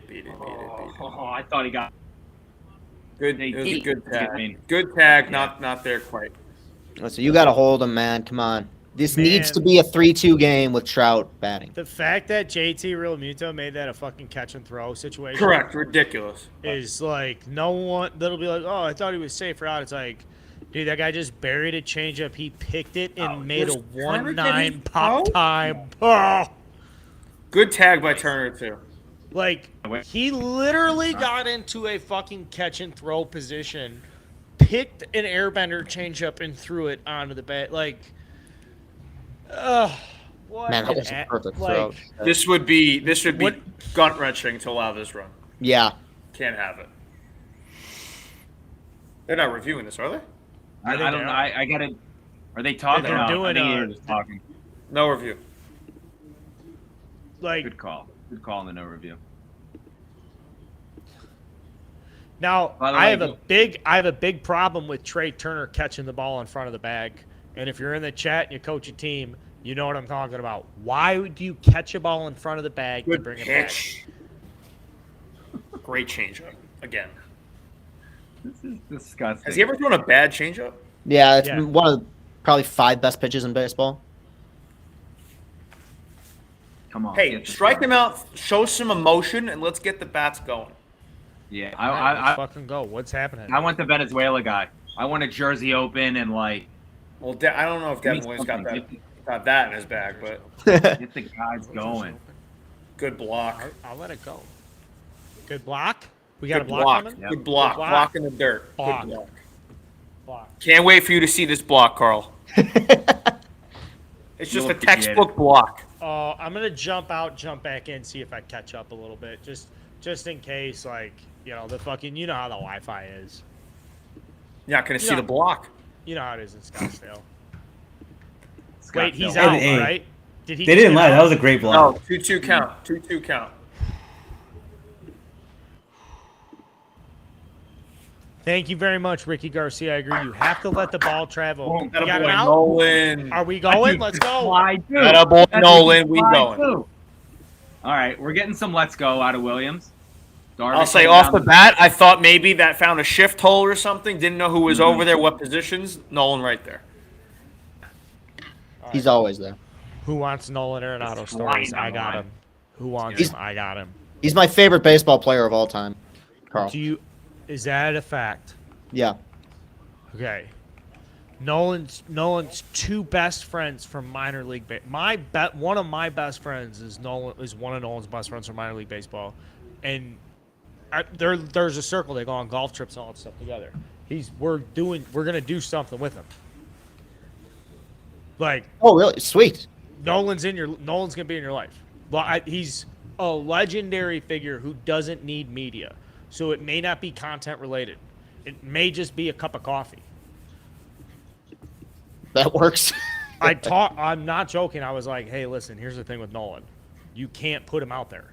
Like, don't put him out there. Not, I shouldn't say it like that, but it's like, if there's no benefit to him doing media. He's better. He's a mythological figure. Methodical. Methodical. No, mythological. I know. Barstool reference. Joke? Okay, Yeah. sorry. Oh, somebody doesn't listen to Mean Girl Pod. Oh, line the last couple of weeks. can we talk about Kelly Keegs for a second? Because that rant last night was like in my My girl. It's what I figured we'd talk about when I came onto this stream. Kelly Keegs, low key to me, one of the funniest people at Barstool, and a great trivia player too. Unbelievable rant, Hubs, that you have to deal with as an executive at the company because you're our editor in chief. You don't have a choice. She's a Hall of Fame crazy person in the best way. I love Kelly. She's a good person to have on your side. What's it like waking up in the morning as an editor in chief? I pray for no chaos, but typically it happens. So you just gotta strap in and hope to God things work out. Do you have better appreciation for Brian Cashman and Aaron Boone now that you are in a situation of leadership? Zero. I understand. I think I'd do better than them. If Brian Cashman ran the blog, we'd be out of business. Yeah, but he would sleep outside like once a year in a sleeping bag and everything. Listen, that's for charity. I'm not going to knock charity. I know. We do love him for charity. That's great. Wait, RDT, did you just go after charity because your fucking team sucks and your owner's cheap? Just because Mullins can't get hits. Best thing to come out of Baltimore other than the Ravens over the last 2 decades is The Wire. Fuck off. Oh, The Wire. It is. Hey, It is anyway, actually- Ohtani gets nervous here. Just a little jitters. Yeah, Otani's very nervous. There's a lot going on here. He's got the whole country on his fucking right end right now.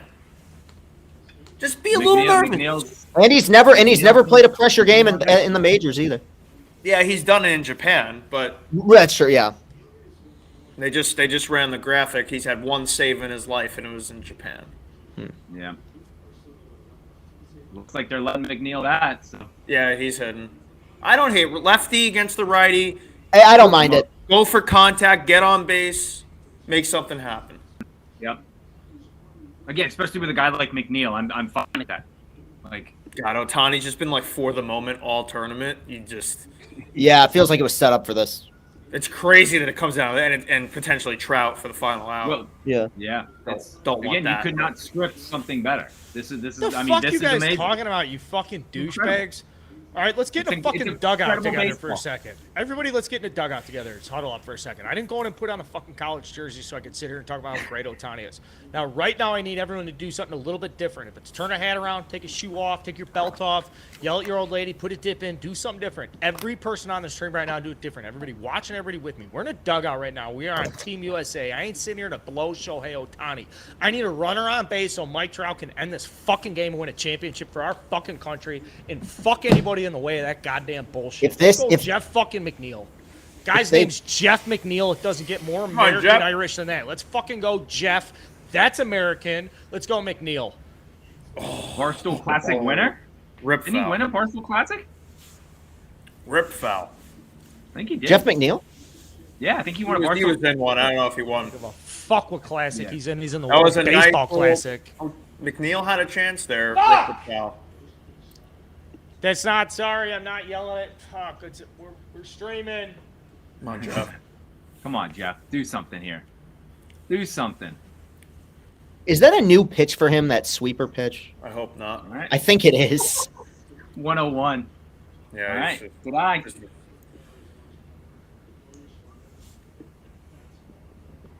I'd love like an 8 or 9 pitch at bat here. And I'm off grid. Yeah. I'm off grid. I gotta All go right. off grid so I can react in real time. I may be delayed by a second with you guys. What does that but mean, off I grid? just heard a little bit. I'm sorry. What does off I'm grid gonna go mean? off grid. What does that mean? Hubs, what did you change? What did you fucking change? I'm having candy, baby. Attaboy. Alan, lights All right. off. good eye. All right. Change the light. We got a red for America going on. A red light. That's a good take. Yeah. Danny 100 Hamlin. too. 100 at the top of the Upstairs. zone. Come on, Jeff. Come on, baby. I'm not even watching you guys, so if I'm 3-1. Let's 3-1. Let's Good go. eye. Oh, Ohtani Tony's gonna can't handle blow this. pressure. He looks so young. He's wet. What if DeRosa just called for like a substance check right now, just to fuck with Ohtani? Just a fuck up. They're going to Two-two. pan You guys You McNeil. guys got 2-2. Hands will be halfway up the bat. Yeah. No, Come on. 3-1? 3-1? 3-1. Come 3-1, on, baby. Are we 3-1? Ooh, 99 in on the hands. Houston, this is Carl. Was it 3-1 just a second ago? Yes. It was. Now it's 3-2. Okay. Come on, Jeff. Do something. Such a good 3-1 pitch. Yeah, that's the only thing you could do is just get your hands out of the way and don't get your fingers broken. I'm off the Come fucking grid. Don't ask me. I'm not even fucking looking at you guys. All right. Come on. I still don't even know what that I'm means. not paying attention to a fucking thing. I just don't think he has his headphones in, so he can't hear us. Yeah, you can't hear us. Oh, that was the pitch. Oh. That was the first, same one as the first. Oh. He's reading it. He's No, seeing that it. got more plate than the first pitch. Yeah, First yeah, pitch he was did. more I'm down not in there. throwing That was middle. He had a chance there. He was just out in front. Yeah, if he straightened that out. That was a pitch to I hit. thought that was fair. That was a pitch to hit. He can't hear us. He's off the grid. I can't hear. I'm off grid. I'm We got it. entirely off grid. Loud and clear. You're off grid. I'm just. Come on, Jeff. Oh! What a take! What a take! What a take! Let's go. They could have rang that one. Fuck you, Ohtani. Oh, that's a ball, but it just missed. Balls down. Let's go. How did he fucking take that? Balls down, you fucking pussy, Ohtani, you little bitch. Fuck you. Pinch That run. Who's pinch running? legitimately- Who we got off the bench? You Oh, fucking kidding me, Jeff McNeil? Are you That's legitimately the best take I've ever seen in my life. fucking this? I got the game on my TV and on a tab on my Holy laptop, and shit. I'm I gotta slightly lock in. behind I them gotta lock both. in. I gotta go. Dude, if they Come on, win that, Mookie. that's one of the best at-bats I've ever seen. all right, Mookie, make him pay. Let's go. Let's go, Mook. Was that 7 pitch at bat? Yeah. That is something else.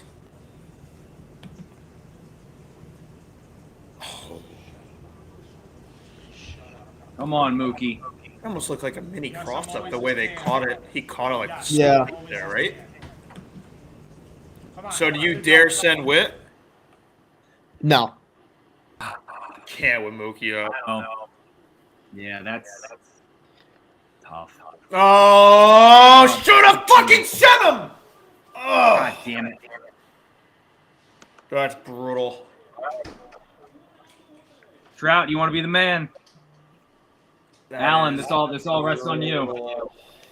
Not a double play. Not a double play. Not a double play. Not a double play.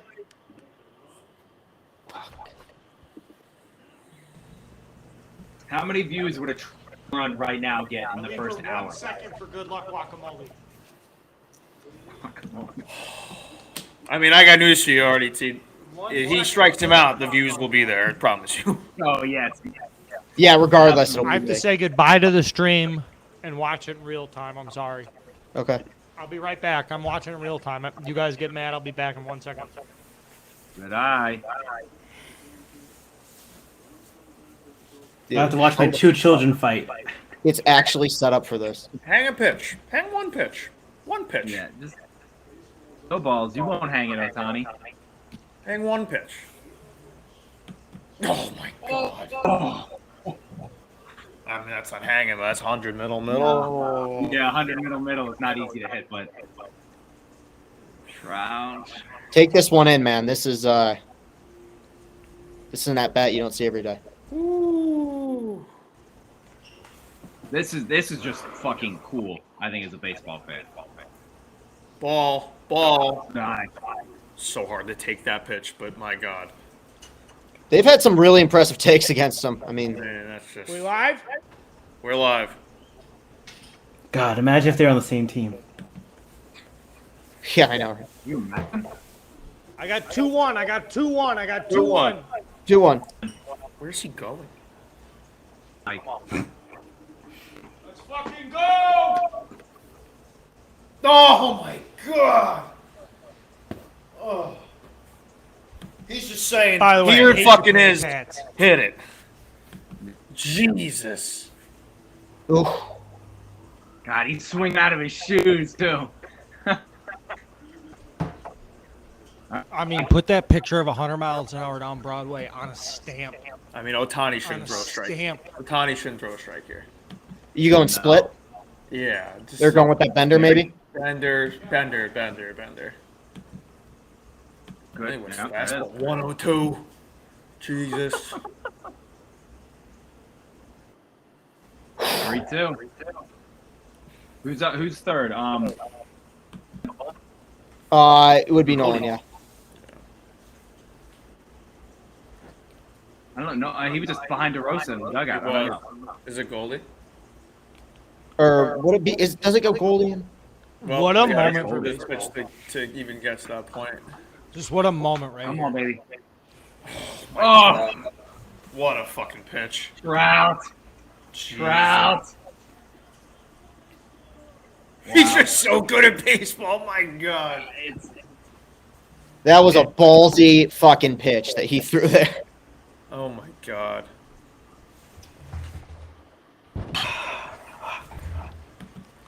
I mean, he's we're the best here player ever. post-game live.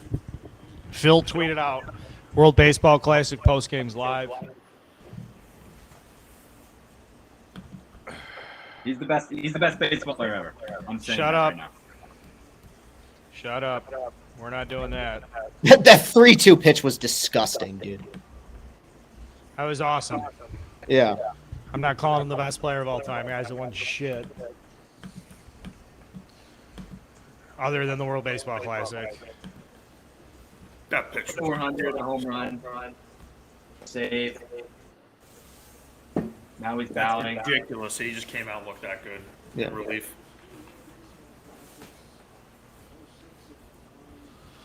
Dude, yeah, All he's right, jacked. somebody's loud. Is it me? Could be me. Crazy. Could be me. Last pitch was ridiculous. Wow.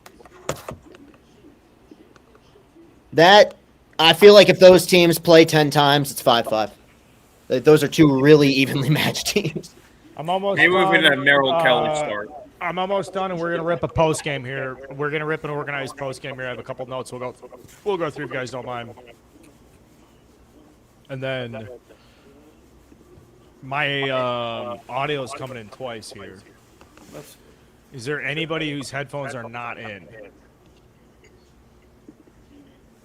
I've just been running off.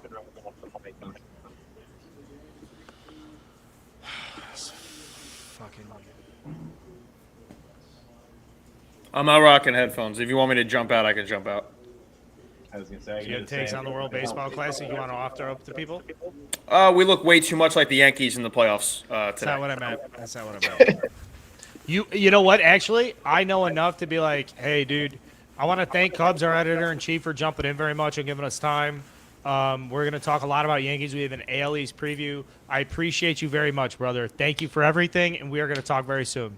We do. All right. See All you right. I'm guys. gonna We're have going to see you, Hubs. Yeah. Later. All right.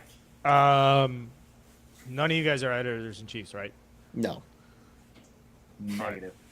We have 15 minutes, 10 minutes? Okay. Let's do 10. All right. So first thing is just quick reaction to watching Shohei Ohtani strike out Mike Trout. Start with you, Chris.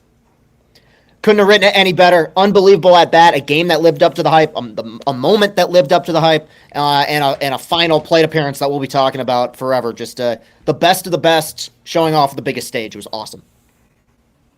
I think the swinging through 100 mile an hour there. Like Alan, and let me reintroduce Alan to people that are like, who the fuck is this Alan guy? Alan writes questions for Dozen Trivia. Is a diehard baseball fan. He and I built a relationship over the last couple of months as we're rebuilding Barstool Baseball. So somebody I want people to know across Barstool is Chris is nodding along because we engage with Alan's content on a daily basis. This is a very sharp baseball guy. So and hopefully you guys trust me. I wouldn't fucking waste your time and wouldn't bring in somebody who doesn't know what they're fucking talking about. I'm surrounded by dogs. So Alan, I'm curious, as a younger guy, like the Shohei Trout, how big is this to you? As an Angel fan, this is literally watching my two children fight against each other to the death, and it's that fastball. It's like that's always been like the 100-mile-an-hour speed. It's like Trout always chases it, and it's just like he knew it, and Trout wanted to be the hero. He's jacked up for this. It was a great way to end the game, but man, it's a brutal way to end the biggest game of both their careers, and Yep. they're gonna go find new teams, and they're gonna be much happier, and I'm gonna be happy for them. But I just want to see my team be good. This World Baseball Classic has been incredible, and we've seen, I think, a lot of really good play. At the end of the day, the two best baseball players in the world ended it. Yeah. Yeah. Couldn't have asked for anything more. Do you think there's like, obviously the media is going to make a big deal about it, so let's just get in front of it. Is there anything when they show up for opening day together, the next time they see each other and they're wearing Angels uniforms? I bet there's a little bit of bragging rights, but I'm sure they'll both be great sports about it. Well, Oh, I mean, Otani's got the biggest balls in the world if he didn't already. Just looking at Trout being like, hey man, I can hit as many dingers as you, and I struck you out. Bottom of the ninth inning, 2 outs, 3. I think that's actually extremely well said, that Shohei can like fuck with Mike and be like, hey dude, if I wanted to do your job, I could do it. Quick little just like inside baseball story. A buddy of mine through like a charity and all this stuff, whatever, hooked me up with a round of golf with Joe Madden, and it was me, him, Mike Gallegos, and then my buddy. And so I got a chance to hang out with Joe Madden for a day. It was just like a couple years ago. It was while he was managing the Angels. Actually, it was last year, 2 years ago. And I said, what would tell me about like Mike and Pujols and Shohei and how those guys or whatever. And there's a bunch off of that I've talked about on Starting Nine and Redline. The reason I'm bringing it back up is he said, one of the hardest things I have to do is tell Shohei no. I remember Shohei that, says yeah. hey, I want to play shortstop today. Hey, can I play center field today? Hey, I want to lead off today. Hey, I thought it would be fun if I could pitch out of the bullpen today. Like every day he's showing up with a different idea. Or during batting practice, he'll go out there with an infielder's glove and take ground balls at second base, and he's just like, I just want to be out here. Like I want to show you guys I can play, and I want to be out here. So to see him at the highest pinnacle of the international scope where all the countries care, obviously you could tell how much he cares. And Alan, like you said, like biggest game of his career. Chris, you've been saying it since he fucking showed up tonight. Like biggest game of both guys' career. Like for Otani, I think it's hopefully a feather in a cap that they can move on together. I would say if Trout hit a bomb off Otani, the Angels would be destroyed. What do you mean by that? I mean, I think if Trout just evened the game on that 100-mile-an-hour fastball, if Trout was in front of it and hit it to center field and tied it up against Otani, I think Otani has a much harder time bouncing back from letting his country down than okay, Mike Trout does I'd in agree this with moment that. striking out. Like I think right, Otani could have gone to dark places there and been like, and then hits 200 in the month of April. Yeah. No, I get you with that for sure. Okay. And you got to remember, like, Japanese culture stuff important. That's why this like World Baseball Classic is so important to Japan. It's why they're all tuned in, because they're honoring their country. We have a lot of pride here, but it goes to another level with some of those other countries. I appreciate White Sox Day. He was like after going down to where they go, Dominican. Him and Donnie, I think. Yeah. He said, Yeah, Dominican Republic. Yep. He said after being down there and being at those baseball games, he's like, yeah, and I get it. Like these, again, the Japanese. These cultures live and breathe baseball. This is everything to them. Yep. Let's keep moving for a second. Other than the two teams that competed in tonight's championship, what team won your heart in the World Baseball Classic? What team was someone you were like, I like them?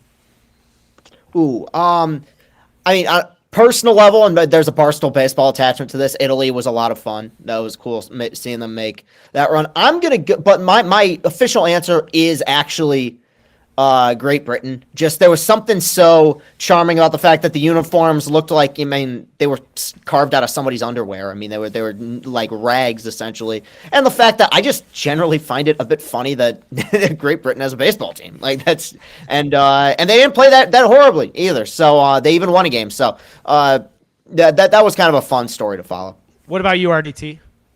I'm going with my brothers across the. So I You know, my guys over there, Dean Kramer with the opening day start for them. Alex Katz, who he's been around Barstool.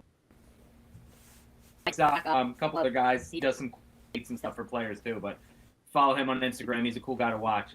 Again, Team Israel is always a fun team. Like my brothers over there. No, hey, absolutely. I know that's how Team Israel rocks. You guys like fucking. It's all it takes. Just like, would you say you're half Jewish? Yeah. Yeah, I mean the biggest. Team Israel's awesome.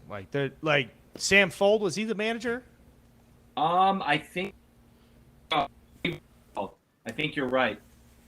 Before Dustin Ackley broke his record for most hits at the College World Series, which Chris and I will be at this year. Check that out. Alan and I are going to answer together with Mexico for different reasons. Yeah. Okay. Actually, you know, reasons. You say Mexico. I'm gonna say Italy. For Mexico, seeing Matt Harvey pitch again, like meaningful innings, was just really beautiful in a way. And this whole like World Baseball Classic was a reminder how hard baseball is. Yep. Because some of these are so good, and they can compete with anyone on any day of the week. Yet you put them in the major league setting, trying to be that consistent for 162 days is hard. But they're so at the same time. Because like Matt Harvey can still throw, maybe not in the MLB, but he can still throw. And to be at that level, it's something special. When they say world class, right? Like you walk into a world class restaurant, you can't take a night off. You can't be giving somebody a bad experience. It's world class. Whoever it is that sits down, whatever the batter is, whatever the stadium is, whatever the situation is, if you're world class, you show up. You think about guys like Justin Verlander, like the top of the game. You show up, and that's what's amazing about the people that sustain it and keeping it going. Man, you bring up Matt Harvey. The reason I was going to say Mexico is because I got to hang out during the Mexico-USA game and watch the Mexican fans fucking celebrate kicking our ass. And I had a thing prepared at the end to say I love you, Vinny, and thank you, Nikki, and Soli and Harvey and the rest of those boys for letting us in the locker room, and I'm going to do that. But for now, I want to talk about Mexico and being in that stadium because they fucking danced all over us, and the flags were out, and they were awesome. The fans were awesome. It wasn't those. I've been to Bears-Packers games. I've been to Cubs-Cardinals games. I've been in situations where, like, you don't want to lose. And, like, there were just the way they, dude, you'd see, like, literally 10 Mexicans. You would think it was a fucking bachelor party. Nope. Those are just 10, 35-year-old guys that have been waiting to get together, run the flag, gas the beers, and talk shit about the United States and be like, yeah, we fucked you up in your own sport. Seeing that in person and then being in the middle of it and having them talk shit to me out of the stadium, like, yeah, fuck you, like, yeah, that's what's up, Mexico. Nothing malicious, nothing mean, nothing like we're going to be. It was just so much fun to be in the middle of them chirping and shit like that. And it would have been awesome if they made it to the championship game. A Mexico-USA rematch would have been fucking sick. Yeah. Absolutely. It's like, what about a player you didn't know before the World Baseball Classic started that because of the Baseball Classic, you're going to pay just a little bit more attention to? Chris, I want to give you a second to think about this one. I'll answer it and talk loudly about it quickly and briefly. Okay. And I've already paid attention to Randy Arozarena, but the story about his affiliation with Mexico because of his backdrop with Cuba and wanting to defect and not knowing how to and then the relationship he had with Mexico and then going to him and being like, can you please grant me this? The Randy Arozarena and then the theater that he puts on when he plays. When he shows up, he's trying to put on a show for you, and he knows, like, you got better things to do in life. Like, there's better things we can do. But Randy Arozarena shows up. So I'm giving you guys time to think here. Who wants to go next? I'll go. Players that won you over that you weren't won over on before. Well, I have an easy answer here. It's that kid from Nicaragua that the Tigers signed. You know, Come you on. know what I was going with. Good Morning America's talking about this guy. Give me what Castellani's talking about. Okay, fine. I'll do Nicaragua. I'll do the reliever. Yeah, I mean, it is a unique story. I got asked about it a bunch, and it wasn't like, you know, it'd be amazing if they, if he somehow got to the majors. It was that, but I mean, it's an impressive story. It's like something out of a movie. You know, one good inning, gets signed to a major league club. So yeah, I mean, that one stands out for sure. Well, striking out Juan Soto and Allen, you put that graphic together. What was it exactly? How many more walks or how much? What was it? Almost the second most, more than Aaron Judge, who has the second most in the last 2 years. So that's 50 more per season, on average, 50 more walks than the next guy per season. So imagine if like someone had 75 doubles and the next guy had 40 or something, I guess would be the comparison. Mm-hmm. Who won you over, RDT? I'm going Lars. Like, of him, I did not know this capacity. Seeing him do the speeches for Team Japan and like getting them riled up, I thought that was awesome. And like we talked about earlier, his growth on the Instagram, that just shows how much the people of Japan are just buying into him. I thought it was awesome to see. It was really cool. Again, a guy, I don't watch many of his games, but again, now I'll be paying attention to him and being like, he was awesome to watch. He's a very fun guy. He's just a little spark plug, and it's like every team needs a guy. You walk in and you see him in the clubhouse in the locker room, and you're like, yeah, like you said, a guy in the locker room who probably driving home is like, I got to play on a team with Shohei Ohtani. This is awesome. Like, he's gonna tell everybody. He's gonna be at the urinal and just be like, nudge the guy and be like, won a World Baseball Champion Classic with Shohei Ohtani. Not a big deal. Yeah, I don't think Nootbaar was a big guy. I don't think he was a big draft guy. I know he became a prospect for the Cardinals, but I just want to cross-reference this real quick and just make sure that I'm not talking out of my ass when I say that Lars Nootbaar made himself into a prospect. Let's see. Yeah, he was at USC. Yeah, he was an 8th rounder. He was an 8th rounder out of USC, and USC's a program where scouts are at every single practice. So you cannot make the argument that no one saw him if he played in the Pac-12. So he goes in the 8th round, and now he becomes a big name, and that's just a testament to the sport. Alan, who won you over? I have one more after this. Who won you over? Joey Meneses. I mean, I wasn't fully familiar. Good one. I mean, I'm all in. I'm all in. It could be like a type thing where has a good World Baseball Classic, comes in and just starts mashing dingers. He's like 30-31, 800 OPS last year. I think he's going to do even better this year. Now, this one's actually really sentimental to me, and I have kind of like two sides to it. So I'm going to kick it off with the easy side, and then I'm going to close with something. So this one's about how would you improve based on your experience watching the World Baseball Classic and seeing the stars, seeing how much Shohei cares and Trout cares and Trea, the guys that we love, the guys we show up for highlights for, and you think like, man, if they could play together, right? Okay, so here we are, great stage, all this stuff. Based on what I would perceive to be profound success, what would be something you'd like to see built off of this? And the one I would lobby is that instead of an all-star game, sure, maybe do an all-star game, but man, now that we've seen Japan beat the World Baseball Classic team, wouldn't it be fun to do some kind of exchange where it's like the MLB All-Stars versus the Japanese All-Stars in a 5-game series in the middle of July? Yeah. Just in the middle of the season. Just take 2 weeks off or take 10 days off or something, and let's do a cultural type of like exchange. Not like we'll play 2 games here, and then we're going to travel and play 3 games there, or 3 games here, 2 games there. All I want to see more is like our league versus your league, because I do think the Japanese Baseball League has great play, which is clearly evidenced by how well the bullpen and all these guys. Who the fuck knew who their middle infielders were? Right. Sorry, that's my big takeaway. Quick, short. Who wants to go next?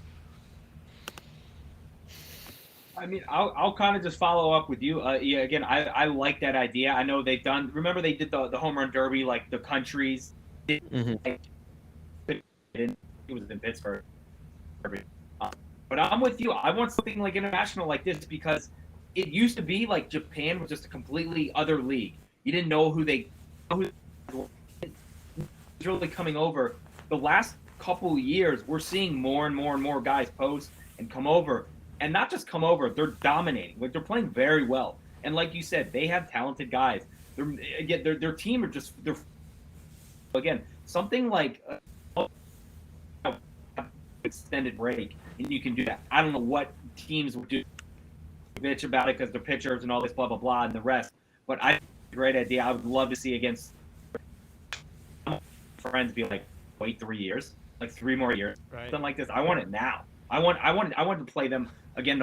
It's the best of 3, you know. Yeah. Well said. I want to play Japan tomorrow. I'm playing Japan right now. Like, right now. Run this back. I'm gonna tweet this. Ask Japan. Can we just play tomorrow?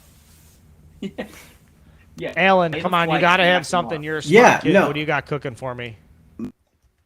What I love about this World Baseball Classic is seeing different styles of play because the MLB game has really felt super uniform with people launch angles and there's the shift everything every team is kind of playing the same way, and you watch this Japanese team playing a completely different sport that's the same game, and it's just good to see. It's what I miss from baseball, and it's what I hope like the pitch clock maybe changes a bit, and some of the changes that they're trying to make will help the game, because this was like the games were long but the styles of play were fun.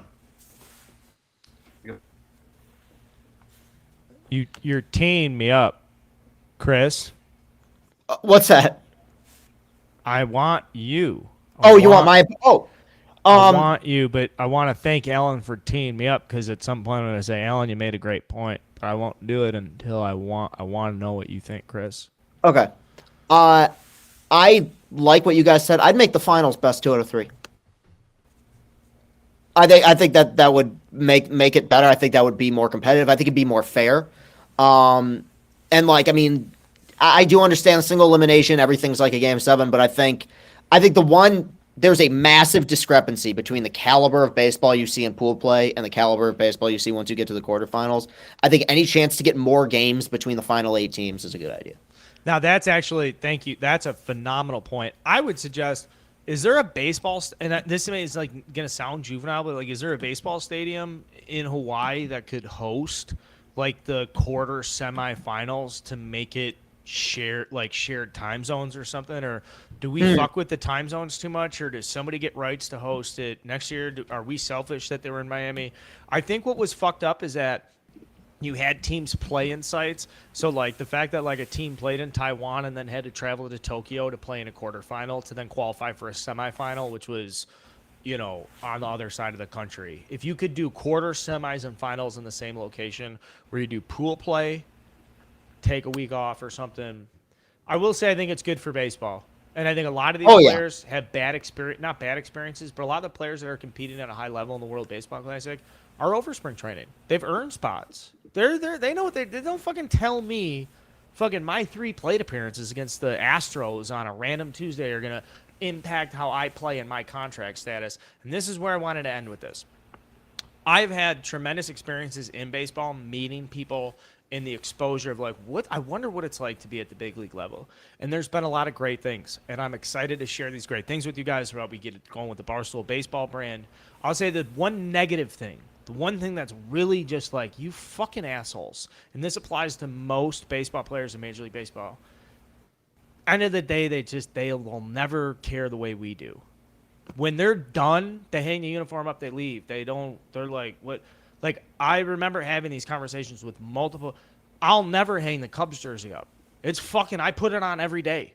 So you can go play for another team. This is my team, and I fucking care. And for so many of the guys that we cheer for, it's a job and it's a career and it's their paycheck and it's their earnings. And what the World Baseball Classic did is show you that it does not matter. Shohei Ohtani was nervous as fuck in the 9th inning tonight. Yeah, there's a video of him. He's wiping away tears post game. Again, like I watch this whole, especially this, and again, much to them. Guy was wiping tears. Yeah. It's huge. It's massive. Does anybody have anything very passionate they want to close with? See you in 3 years. See you tomorrow, Chris. Shut the fuck up, man. I'm gonna call you tomorrow. I'm gonna FaceTime you in the morning. Shut up. Don't do that. I was referring to the event, but yes. Okay. Then you meant me. I don't know. Oh, no. I'm very happy with the product, and again, like the last week, there have been no stinkers. Every game was awesome. We had no names, guys we knew, guys we didn't know. I think the World Baseball Classic delivered in every aspect. It was great. Yep. It was everything it needed to be. I feel like 2017 was a really great tournament that bridged the gap for a lot of people and got a lot of eyes on this event. This one really took off. It's somebody brought, I think it might have been Jeff Lowe, tweeted, when was the last time you've seen this much baseball on your Twitter feed? I mean, people who don't even tweet about it were talking about it. So, yeah, it's phenomenal. Phenomenal. It's great sign. It's a great Yep. time to be cheering for baseball. Alan, thank you for showing up and being part of the stream. I told you we were just going to do one inning, but then I ended up keeping around because I like your baseball takes, and I hope people come to like learn and like your baseball takes. You publish a lot of, you create a lot of stuff that gets published from the Barstool brand, and so I think it's good that people see you. I want to thank you for joining the stream. Chris, you do a great job. Thank you so much for all the short form video, leaning into some of the changes the brand has done. And then obviously RDT, we're going to do something for your 10-year anniversary as a blogger for Barstool, which comes next summer. Sweet. So we'll do it like the way that we planned Cal Ripken. So here's the last thing I wanted to say that I'll have a couple of you guys. I can't thank Vinnie Pasquantino enough. Yep. I can't thank Vinnie Pasquantino enough. I don't care if there's I don't have the numbers in front of me. If there's nobody, if it's just the four of us talking, then I'll just treat it like a conversation with the four of us. I came down to Scottsdale and I had a couple plans and a couple videos that'll be coming out through the brand and stuff where I was trying to figure out like what's the hot topic button thing. And I have built a couple of relationships that I think like a casual baseball fan would be interested in these people and what they have to say. And I was very proactive when I came down to Scottsdale about building these relationships and meeting people and stuff. And of the people that I had been interacting with, one in particular had taken like was like, did you say content? Did you say fun? Can we fuck around? And I was like, yeah. And it was Vinny. And he was like, I want to do shit. I want to fuck around. I want to have fun with this. Like, everybody's so serious. Like, so what? The guy throws 100. Fucking swing faster. You know, he's a breath of fresh air. And I've spent a lot of time around guys in this game at high levels, at some of the highest levels. I'm willing to say that he's somebody very special. That is a special player and character and type of attitude. And I want to thank him for letting us do those World Baseball Classic vlogs and getting us into Nicky Lopez's life and Matt Harvey's life and Brett Sullivan's life and a piece of Italy. And this is why I was holding off on saying that was the team that won me over. Because this is a time when we're building this brand, we want to get into baseball and build these relationships and be these guys. And we have them with different guys. But Vinny stepped up to the plate in a way. He sent over 50 fucking videos to us.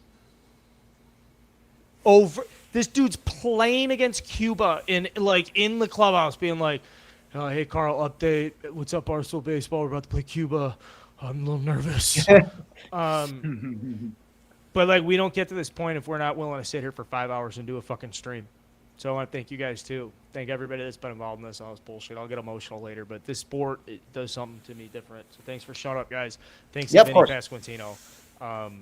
Those are my last things. If anybody else has anything, sorry. No, I'm good, man. Thanks to everybody who watched, came by and chatted. Appreciate all your comments.